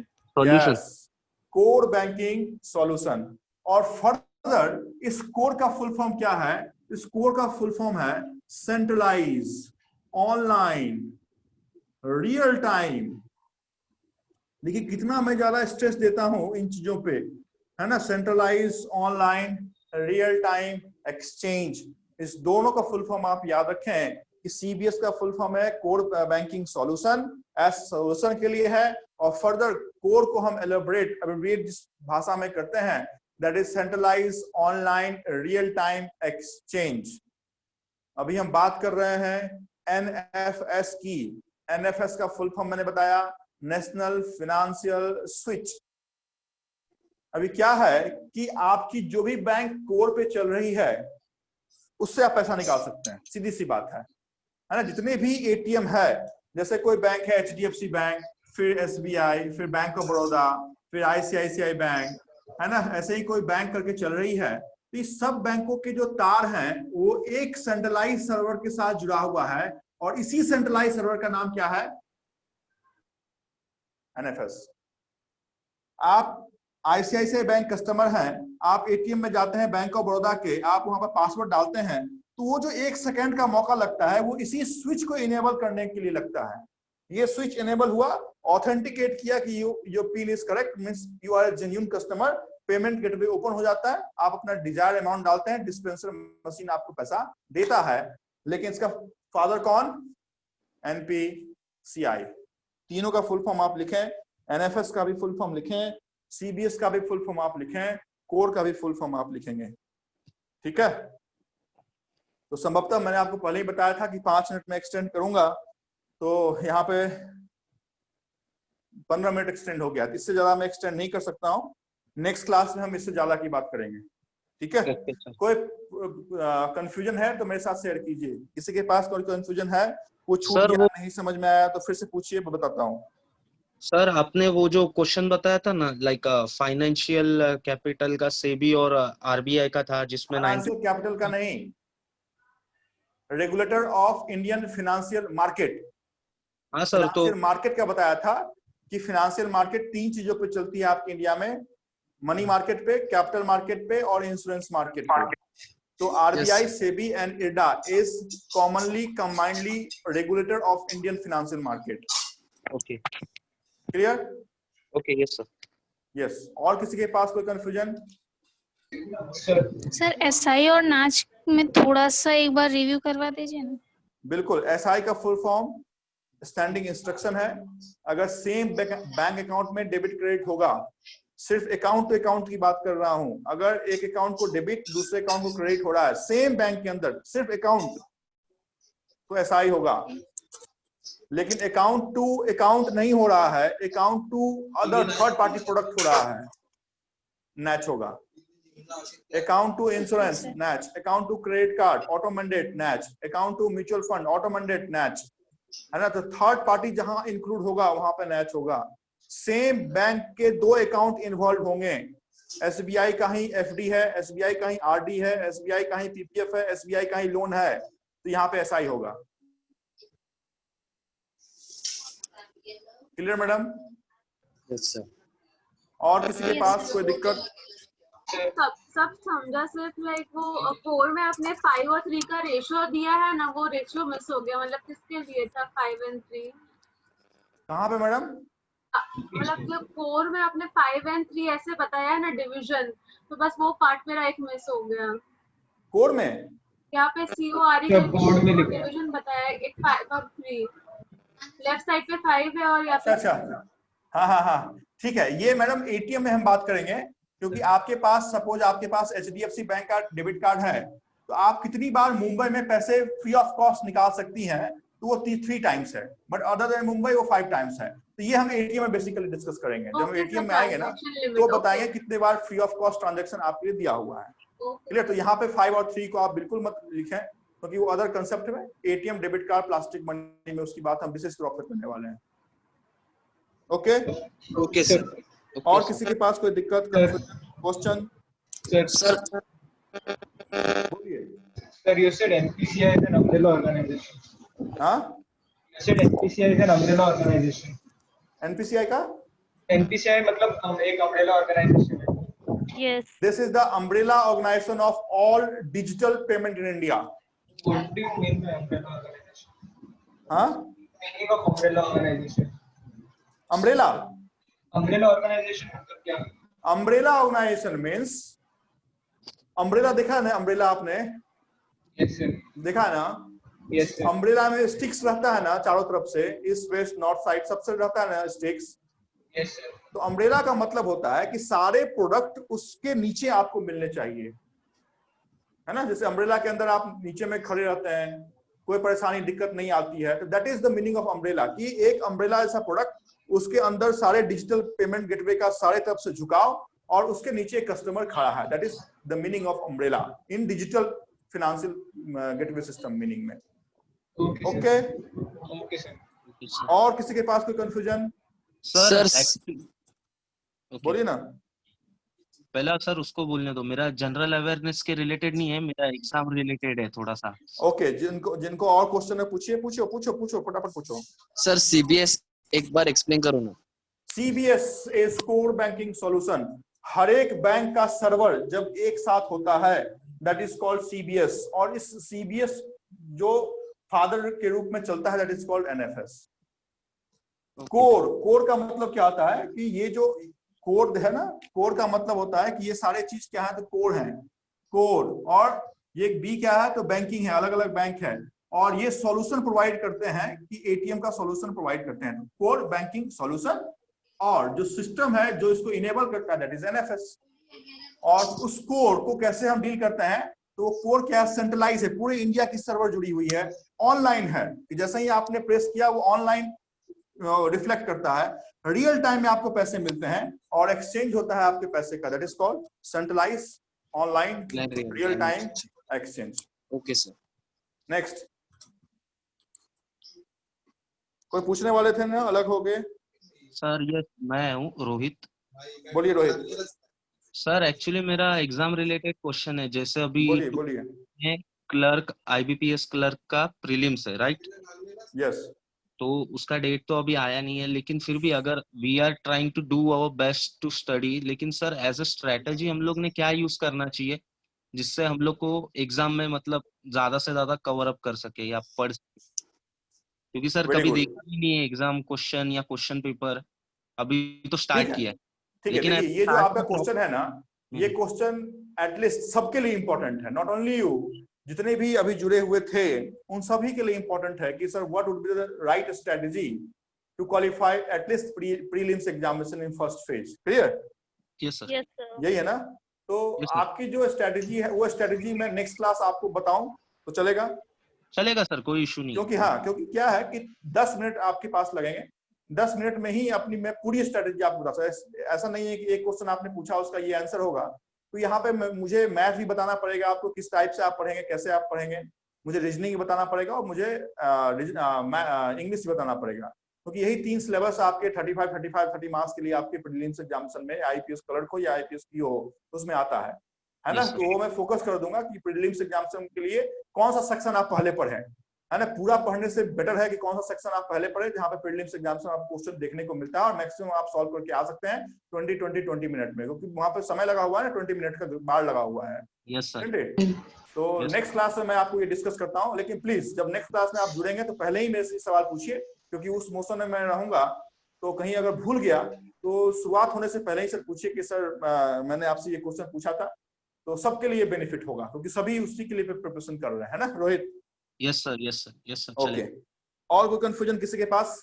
लास्ट क्वेश्चन कि अगर लाइक मेरा एज 27 है एंड 28 हो गया सपोज नेक्स्ट एग्जाम मैडम आप 28 अगर हो गया तो 28 के बाद आप क्लर्की लेवल के फॉर्म नहीं भर सकते हैं, बट प्रोफेशनल ऑफिसर ग्रेड के फॉर्म आप भर सकते हैं अगर आप जनरल कैंडिडेट में आते हैं। तो आप किस कैटेगरी में आती हैं?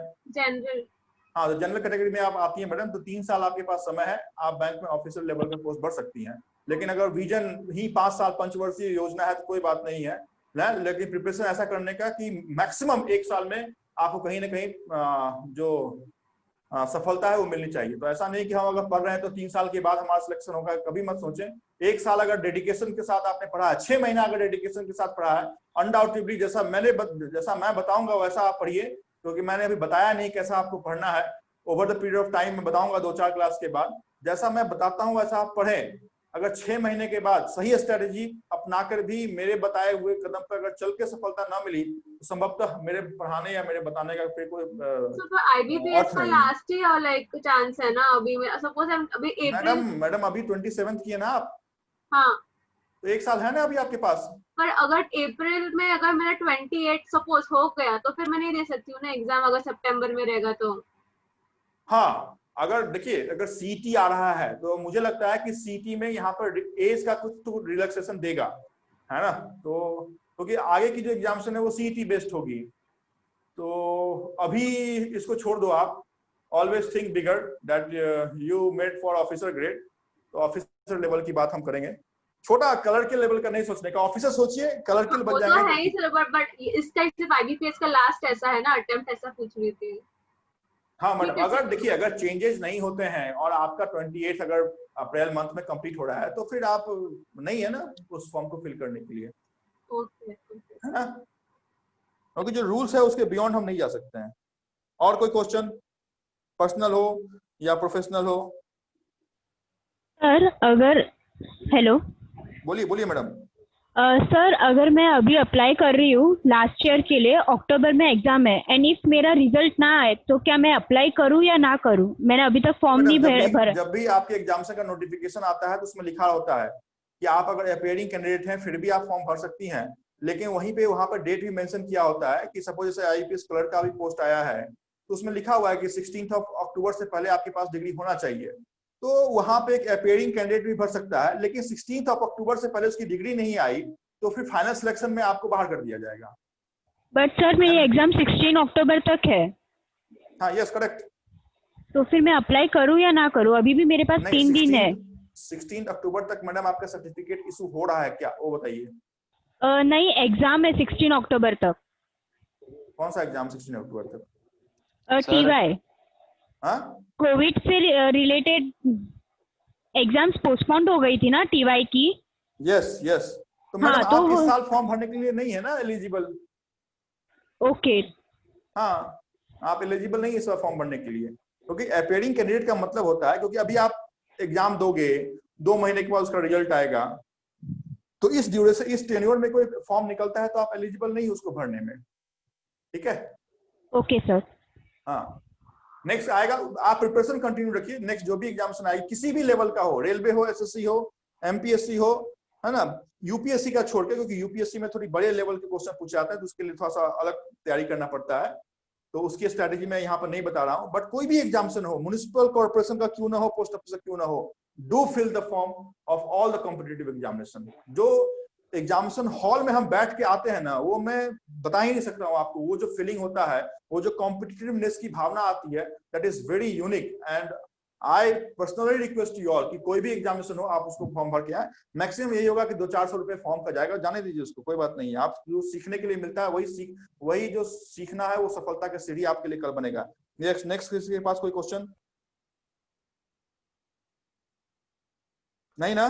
No sir. चलो, यस सर। ओके, you, अलविदा sir. आपसे Good कहता night. हूँ, नेक्स्ट संडे फिर से हमारी मुलाकात होगी। Thank thank you you, so much, sir. Good night. Thank you, sir. Good night. Thank you, sir.